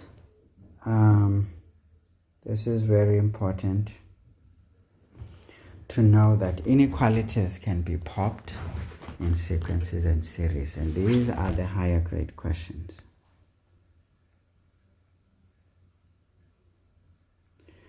These are the higher grade questions because you need to look at what you have critically. Because one would be looking for, but this graph has a minimum. Why would you be talking of a maximum? Remember, this is a different ball game right now. Okay, there's some restrictions. So with restrictions, you look at what is the valid portion of the graph and start answering accordingly. Because certain models are not going to fit perfectly into certain real life situations. But we can use these with those restrictions to gain an understanding of what is going on. So I hope you guys are learning and mastering. Now this is a very tough question for enrichment, but please pay attention so that we can learn what we are supposed to do. It's very important. Okay guys, so now this one is a tough question. It's more of a higher grade question on its own, guys. Okay. It says a hotel has 72 rooms to let to clients. Okay. Now the daily rent per room is 500 rands. Okay, this is at the beginning. Now if the rent is increased by 100 rands per day, 2 rooms can be left vacant daily. All right, so we've got a hotel with 72 rooms, so the rent is 500 rands per room, okay, per day. But if we increase the rent to 100 rands, 2 rooms can be left vacant daily. This means we can still achieve the same amount as we would if we filled every room and we charged a daily fee of 500 rands. All right, not a problem. Now it says the rent is Rx per room per day.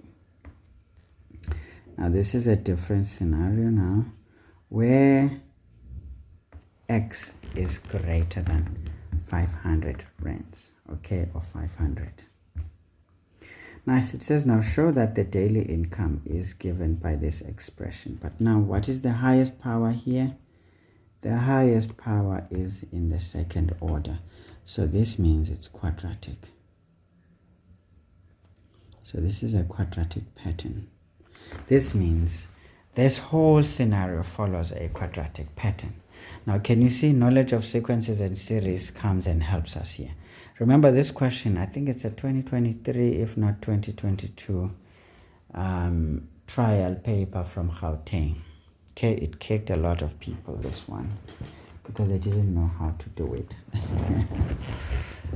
But again, there are many easier ways, algebraic ways of doing this, but sometimes when you look at certain expressions, you need to think of what do I have already that I can use, because you don't have to crack your skull. You just look, inspect what you have, and we'll see that this is nothing but a quadratic pattern. So this means this whole scenario can be modeled by a quadratic sequence.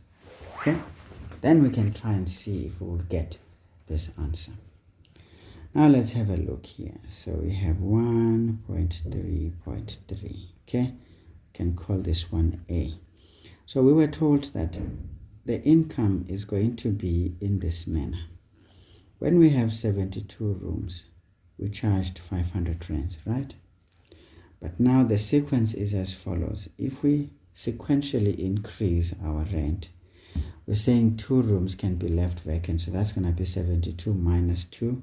That leaves us 70. Now here the rent is going to be 600 this time, because we increased by 100 rands per day. Then we continue and say, if we minus 2 again here, we get 68 into 700. It increases by 100 rands. We go on again and say this is going to be 66 into 800. Okay, this is a bit challenging for space.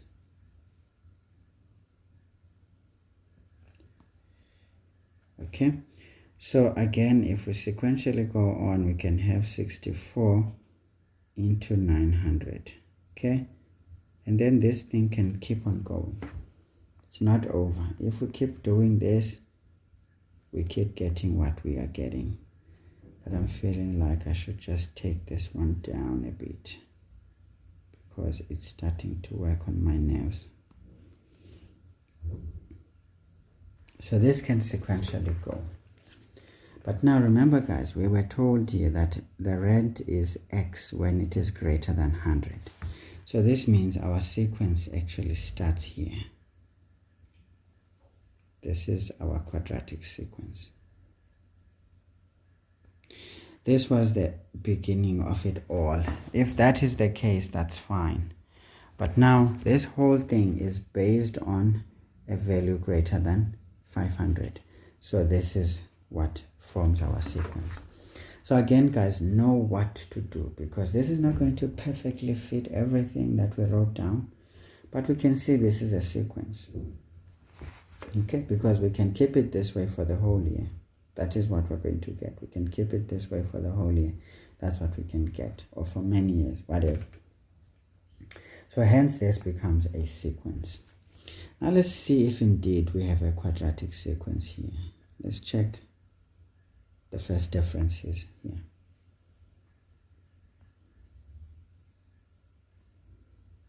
As well as the second differences. What are we going to get? So let's do the calculation. So I'm going to be a bit cryptic about it. 70 times 600. Okay, sorry. I'm going to have 68 into 700 minus 70 into 600. So I'm getting 5,600. Okay. Then 66 into 800 minus 68 into 700. I'm getting 5,200. Here I have 64 into 900 minus 66 into 800. I'm getting 4,800. Okay, let's look at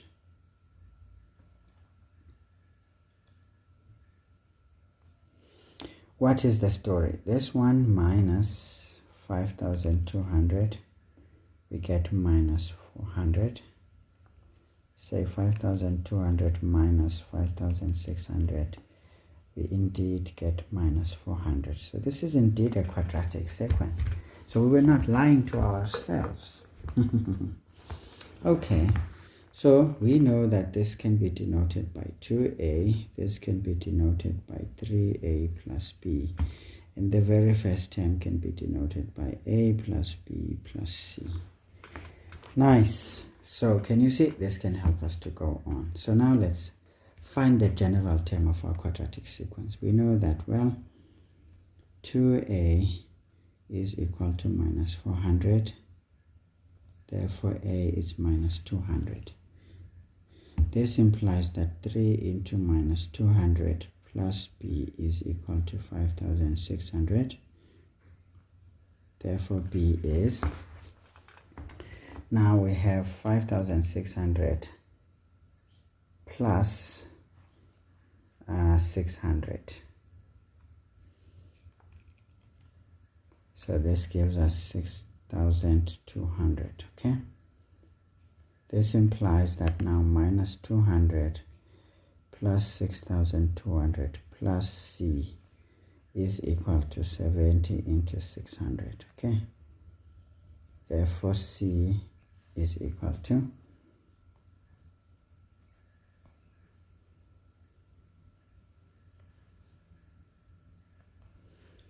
okay, so we have 70 into 600, and then what are we going to have here? Minus the sum of those two, minus 200 plus 6,200.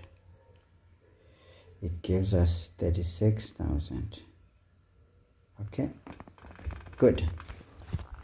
So we go on and say, therefore our Tn is going to be minus 200 n squared plus 6,200 n plus 36,000. All right, we know that n must be an element of natural numbers here when all of this works out. Okay, that's fine. So this is what we have. But now this does not look like that. We have x in there. But now what did we know about x? X was the sequence of these increments by $100. So we know that, okay, however, we understood that x was this sequence, 600, 700. So we're taking all those increments because those were the rents, right? 800. And then 900. And then this kept on going.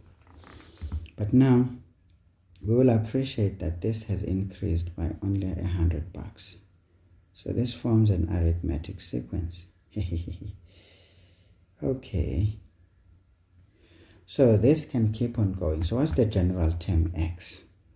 So we can see that Tn, or maybe we can just write x at this point. So we can just say x, because that's just the sequence, must be equal to a, this is 600 plus n minus 1 plus d, times d, which is equal to 100. So we're using that formula in an applied format. Okay, maybe let's just do it this way so that we are clear. Remember, when we're doing certain things, the marker is going to be confused. So we know that Tn is equal to a plus n minus 1 times d. And this implies this. Okay, so we know that Tn here is x because it's any term here. Nice. So what can we say? This implies that x is equal to 600 plus 100n minus 100. This also implies x is 100n minus, plus 600 minus 100 is 500. But now we want to solve for n in terms of x. Therefore, n is going to be x minus 500 all divided by 100. Okay, that's what we wanted. Now, can you see we have n? Remember, this n is an element of natural numbers, which is the same as this n over here. Okay. Nice. Nice. We can say where n is an element of natural numbers. It's still the same thing. So what can we do, guys? We can actually say, well, then we understand that the income is going to be equal to minus 200 into, instead of n, we put x minus 500 over 100 all squared plus 6,200, where we see n, we put x minus 500 all over 100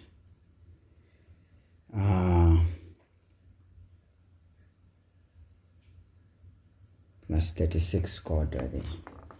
Now our job is just to simplify here. Now we have minus 200 into, when we sort this out, we get x squared. This one's going to be 500, That's going to be minus 8,000 x plus what is 500 squared. Okay, maybe let me do this so that I don't squash things, so that it doesn't look ugly. So we have minus 200. Let's do this. Into x squared minus 8,000x plus 500 squared gives us 250 squared. Okay, all of that is going to be divided by, remember, when there's a square, we square the numerator, we square the denominator. This is 10,000. It's 10 squared, or the 100 squared. It's 10,000, okay? Plus, now we FOIL this out, it's going to be 6,200x minus 6,200 times 500. We get 3 million. Oh, must it drift? As much as I don't want to drift,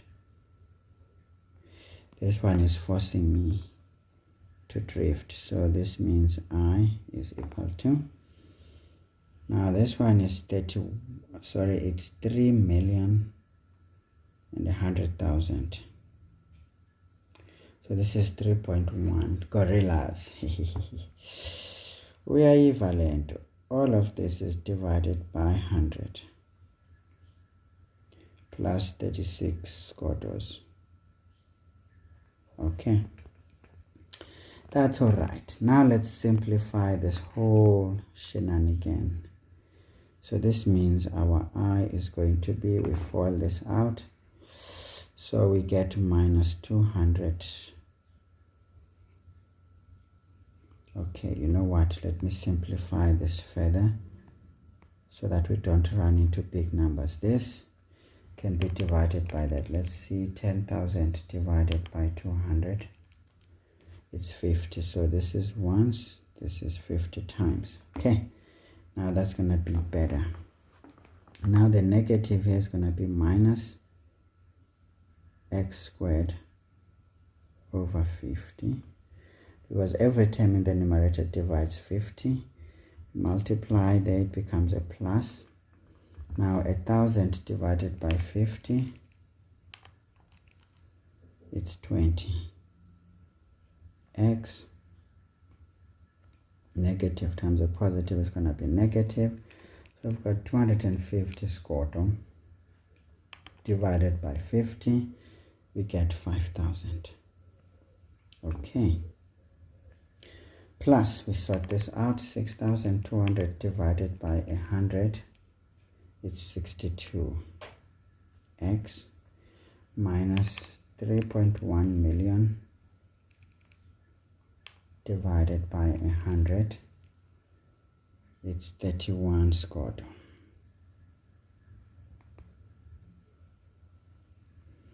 Okay, plus 36 squared. Nice and easy. Now we've got like terms here, so we can say times minus 1 there. So we've got minus 5,000 minus 31,000 plus 36,000 gives us 0. Therefore our I is equal to, let's add this one, 62 plus 20, that's 82. X minus, we write this one as it is given. Indeed, we got it. We got it. So can you see, guys? Yes, it's a bit hectic because now we needed to think about what goes where and how to work things out. But understanding what we are doing, deriving some simultaneous equations. Yes, for 5 marks, this looks crazy. But if it answers the question, why not? Take it. Again, this is me just trying to stretch your brain so that you can see that you have more than enough. Of course, there's an algebraic way that you can do to solve this, but at this point, That's not where we are. I'm trying to show you how to apply the knowledge you have, even in answering questions outside this topic in the question paper. Like I said, this was a question 10, if not question 9, for paper 1. So that is on optimization. This was a question on optimization. But this is how a matriculant should be able to do, get to do things. Of course, certain areas are going to horrify you if you don't know what you're doing. But hey, you do your thing, you will get far. Okay, let's look at B. B says calculate the maximum daily income. You see, maximum daily income. Remember, this is the income. But now this is quadratic. Can you see this? It's a very grumpy-faced parabola. So obviously, if we just think about it graphically and say our income is given by 82x minus x squared over 50. Obviously, this one we may not be able to factorize, but this is quadratic. We can just draw our sketch.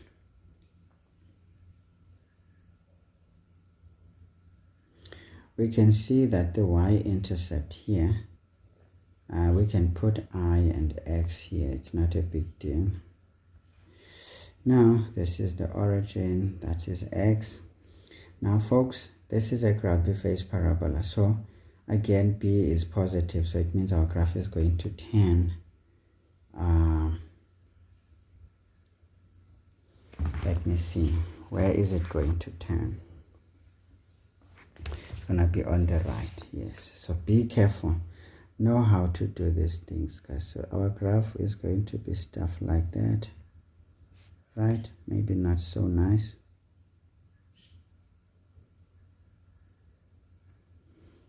Okay, let me do it. It's starting to mess with me.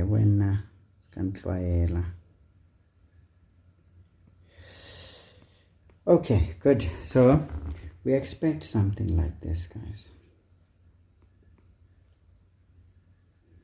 Of course, now the question is, where is term 1? Let's see.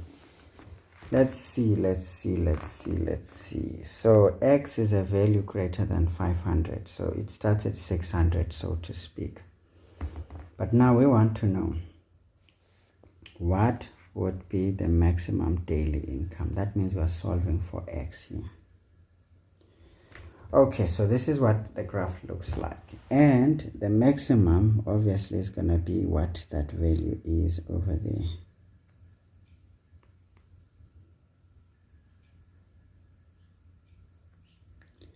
That value there is the 1. So how do we deal with this? Obviously, there's plenty of ways, but now I'm just going to show you the metric way of dealing with issues here. Let's have a look. At the turning point, we know that x is equal to minus b over 2a. Remember, this is quadratic. So this is minus into 82. Coefficient of x divided by 2 into minus 1 over 50. And what is that? So let's see, we've got minus into 82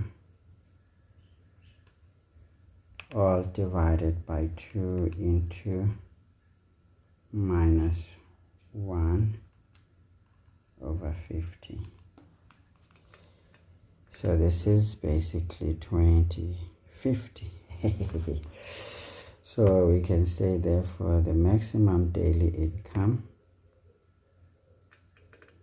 therefore the income max is going to be 82 into 2050 minus 2050 all squared divided by 50. Let's deal with it. So we've got 82 into 2050 minus into 2050 all squared divided by 50. So this gives us an 84,050 rands. Nice. So that's how we calculate this, guys. So we know that essentially here we've got 2050 and the corresponding y value there is what we have here, which is 84,050 rands. Okay, so that's how a matriculant should be able to solve this. Of course, guys, this was a question on optimization using calculus. Essentially, I do not want to, what do you call, essentially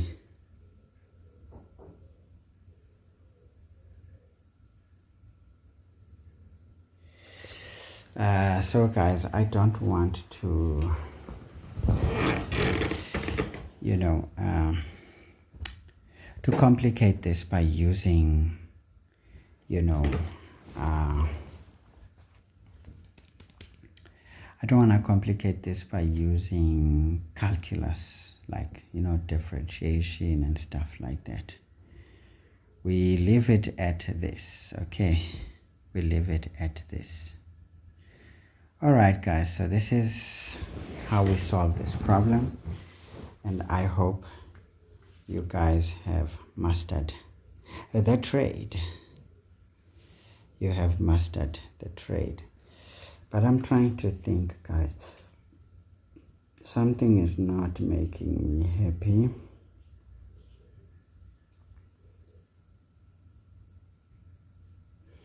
Something is not making me exactly happy. But let's leave it at this. Okay, this is it. This is it. Yeah, this was the total daily income, and so that would be daily income per room. Not a problem. Let's leave it at this. Oh, by the way, we're told this is the total daily income in the hotel, right? But now I told you to calculate the maximum daily income per room. Now this is basically starting trouble now. This is starting trouble, is it not?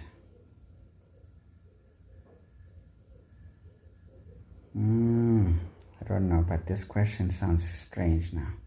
Per room? Really? I think per hotel or in the hotel. I think here they made a mistake. Something doesn't make sense here. I never thought about it anyway. That's how we do it, guys. So let's not prolong this. So this is how we can do this. But of course, knowing calculus, we can do a whole lot more. In fact, another student could have just easily used this formula, that the income should be equal to 4AC minus B squared over 4A. Again, using this formula directly should give us straight that answer without looking for what is the X value there. Okay, so that's the story.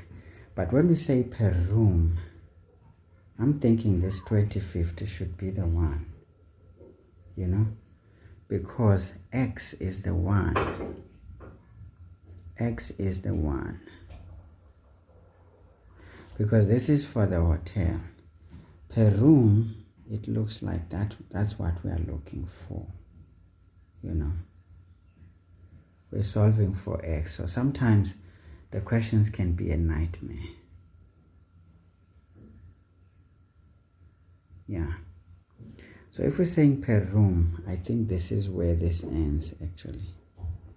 Okay, guys, you see now I'm a bit whacked. So think about it. Per room, this is the X value. So that should be the maximum. And of course, in the hotel, this is what we would get. Okay. I think that's the story, guys. So, yep. So it looks like this is the golden boy. This is the golden boy. So when you say per room, we're talking X. We're not talking about, yeah, guys, you know. Because this is 2 marks. It should be a bit more than 2 marks. Because to differentiate, get the X value, and then substituting it back doesn't really cover that. So yeah, this is the answer right here. So it's gonna be 2,050 rands. That would be the maximum we could get. So again, look at the question and make sure you understand what it wants. Because hey, I never even looked at that memo and saw what was the proposed answer there. But either way, if we're saying maximum income, because I mean, when we talked about the income, it was the entire equation. It makes me worry when we say income per room instead of rent per room, because you know what? Yeah, think about it, guys. Are we talking about this one or are we talking about that one? But for me, per room, that's the one. And the 2 marks is just simply differentiating, equating to 0 and solving for X. That would make sense to me. Either way, we leave it at that, guys. But this is how you would solve questions of this nature with the knowledge we have. Now let's look at this last one for enrichment. Of course, guys, I told you this is going to be a very long video. So we're told here, determine the general formula for this sequence. So we know that the sequence is 1, 8, 27, 64, and it's ongoing. Okay, let's approach it the way we know. So this is going to be 8 minus 1, that's 7. And this is going to be 27 minus 8, is it 19? Yeah. Then 64 minus 27, that's 37. And then if we take the difference here, what is it? This is 12. And then this is 37 minus 19. Is it 18? Yeah, I think it's 18. So now we are stuck because we don't know which direction are we going, because this was given like that. But if we inspect here, these are nothing but perfect cubes. So this is 1 cubed, 2 cubed, 3 cubed, 4 cubed. The next one should be 5 cubed, which gives us 125. Okay, so here we can't proceed if we don't extend our sequence, because it's going to give us a nightmare. So 125 minus 64 gives us 61. 61 minus 37, that gives us 24, right? Now we can take one more difference here. This is 6. Another one, 6. Now once this is constant, we know we are done, okay? Because we're still using the same principles. So we can appreciate, guys, that this is a cubic. This is a cubic pattern. So what is the general term for a cubic pattern? We know that y is equal to ax cubed plus bx squared plus cx plus d. That's the one. So we can write the same for the nth term here and say Tn is ax cubed plus bx squared plus, why do we have x now? So this is an cubed plus bn squared plus cn plus d. So this, come on. This is the general term of our sequence. Okay, but now we need to work on our working framework. So let's see. This means this is the cubic progression, the CP, or cerebral palsy. So when we put 1 in there, what do we get, guys? We get A plus B plus C plus D. Going into, maybe let's take it back a bit because it's going to give us a bit of a situation. We put a 2 there, we get 8. So we get 8A plus 2 squared, that's a 4, it's going to be 4B plus 2C plus D. And then we put a 3 in there, we get 27A plus 9B plus 3C plus D. And then, of course, we know that the third difference is going to be constant here, so we don't really need to pressure ourselves. We can just put the fourth though. It's not a problem. We put the 4 there, we get 64A plus 4 squared, that's 16B plus 4C plus D. We can stop there. And then we know if we take the difference here, we get the sequence of the first differences. Of course, the D's go. 2C minus, okay, let's start here. 8 minus that, it's going to give us 7A. 4B minus that, it's going to give us 3B. 2C minus C is just going to be plus C. And the D's go. Then we do the same here. 27 minus 8, it's 19, right? Yeah, so this is 19A. Sorry, of course, 9 minus that is going to be plus 5A. Sorry, 5B, sorry. And then this one is going to be plus C. And then the D's go away. Okay, 64 minus 27, that's 37A. 16 minus 9 is gonna be plus 7B, and then 4 minus 3, that's just C, and the D's disappear. Okay, will work nicely. Of course, guys, this is for enrichment. If you're feeling overwhelmed, you can stop here. So if we do that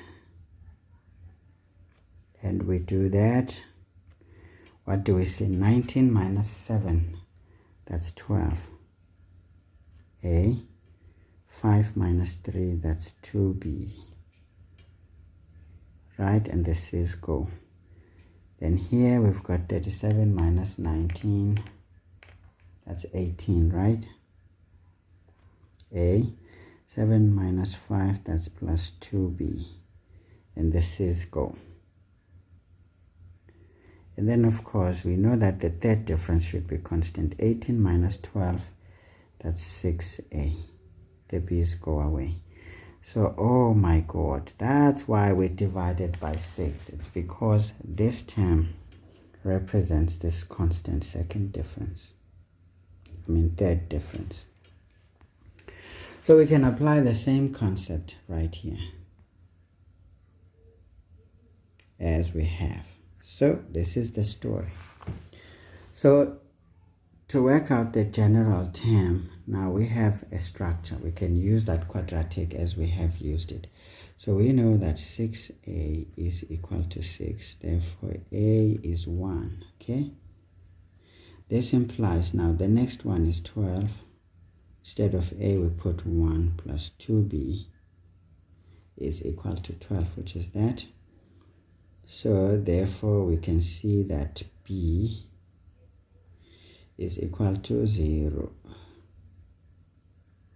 Therefore, B is 0, which implies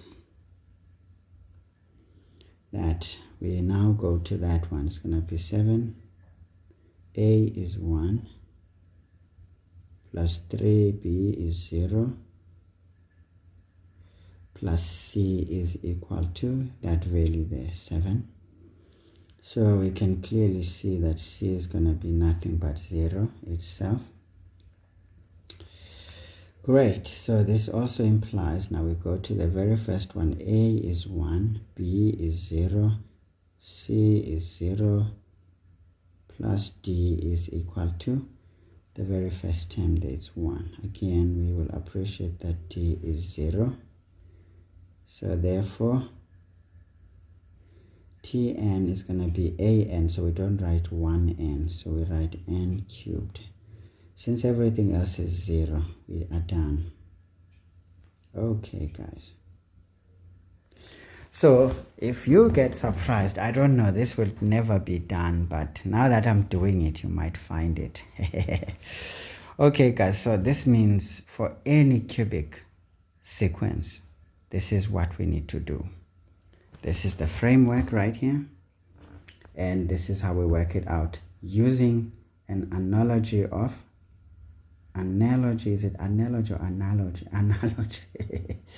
of the quadratic sequence, because there's a relationship here, and it means even the quartic sequence where the highest power is in the 4th order, we can still know that here there would be a 4th constant difference in that situation, and we can just keep on using the knowledge that we have, and we just keep moving forward. Okay, guys, I hope this video finds you well and that you have the patience to watch it to the end.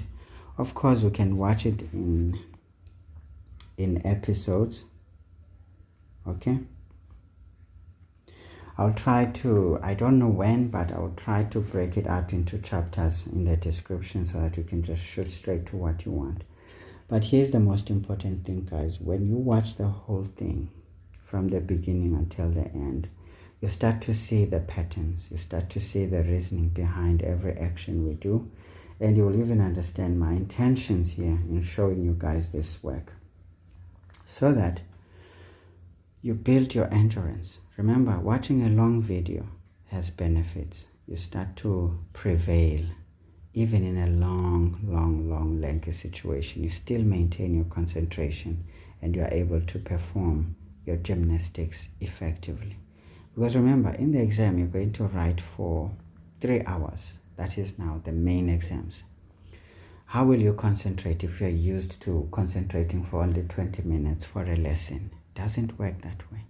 But now if you're used to concentrating for longer, then you can start speeding up. You will learn how to speed up while you maintain your focus, and you don't get tired for going the long mile, okay? At the end of the day, you become the best you can be. Again, this is your choice, guys. You may run away from videos like this, or you want to stick with them. But let me tell you, the guys who are subscribers to this channel, most of them, I don't know, others didn't tell me how they did, but most of them have told me they got distinctions in math and physics, and because they watched those long, lengthy reviews, and then they understood the work, and they cruised, because I told everyone who watched that if you pay attention and you do the actual practice, you don't just watch me do things, you just take those question papers. Even if you can watch the first video and then start practicing thereafter, you will start to see things and other angles I may have not explored. But as you progress and you're feeling confident, you actually stop the video, you check the description. I will have attached the question paper there and the memo as well. So you just download that question paper, you do it, then you watch the video per question if you want to do it that way. Then, of course, once I've done it, you look at the memo for reference, whether the hard copy or you look at the video. It depends on you. And this is how you can become the best. And in fact, I can tell you, if you use this method that I'm showing you now and telling you about, a distinction is going to be your standard for every test you write in this year.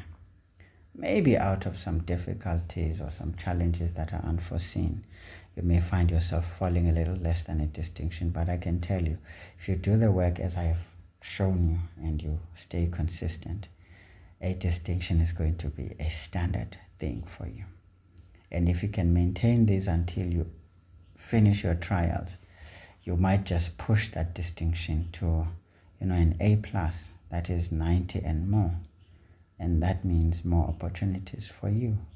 Anyway, guys, I hope you enjoyed the video. Leave a like, and you might just consider subscribing for more so that you can learn, and you can push that notification bell if you have subscribed, so that as I post new work or material, because I'm going to be as inconsistent as I want or as I could, because I'm a busy man, I have a full-time job, and I have my own aspirations to further my studies. So there's not enough time for me to do this periodically, or should we say consistently. But I will probably, haphazardly, there will be weeks where I put a lot of work in, because it would depend on how free I am. Then some weeks or months it may not be so easy, so I may disappear from sight, but you've got a channel to enjoy. And yeah, please guys, keep learning and keep mastering your work. Remember, you learn to master. You don't just learn to survive. No, you learn to master so that you can open more opportunities for yourself. Otherwise, I'll see you again next time. Goodbye.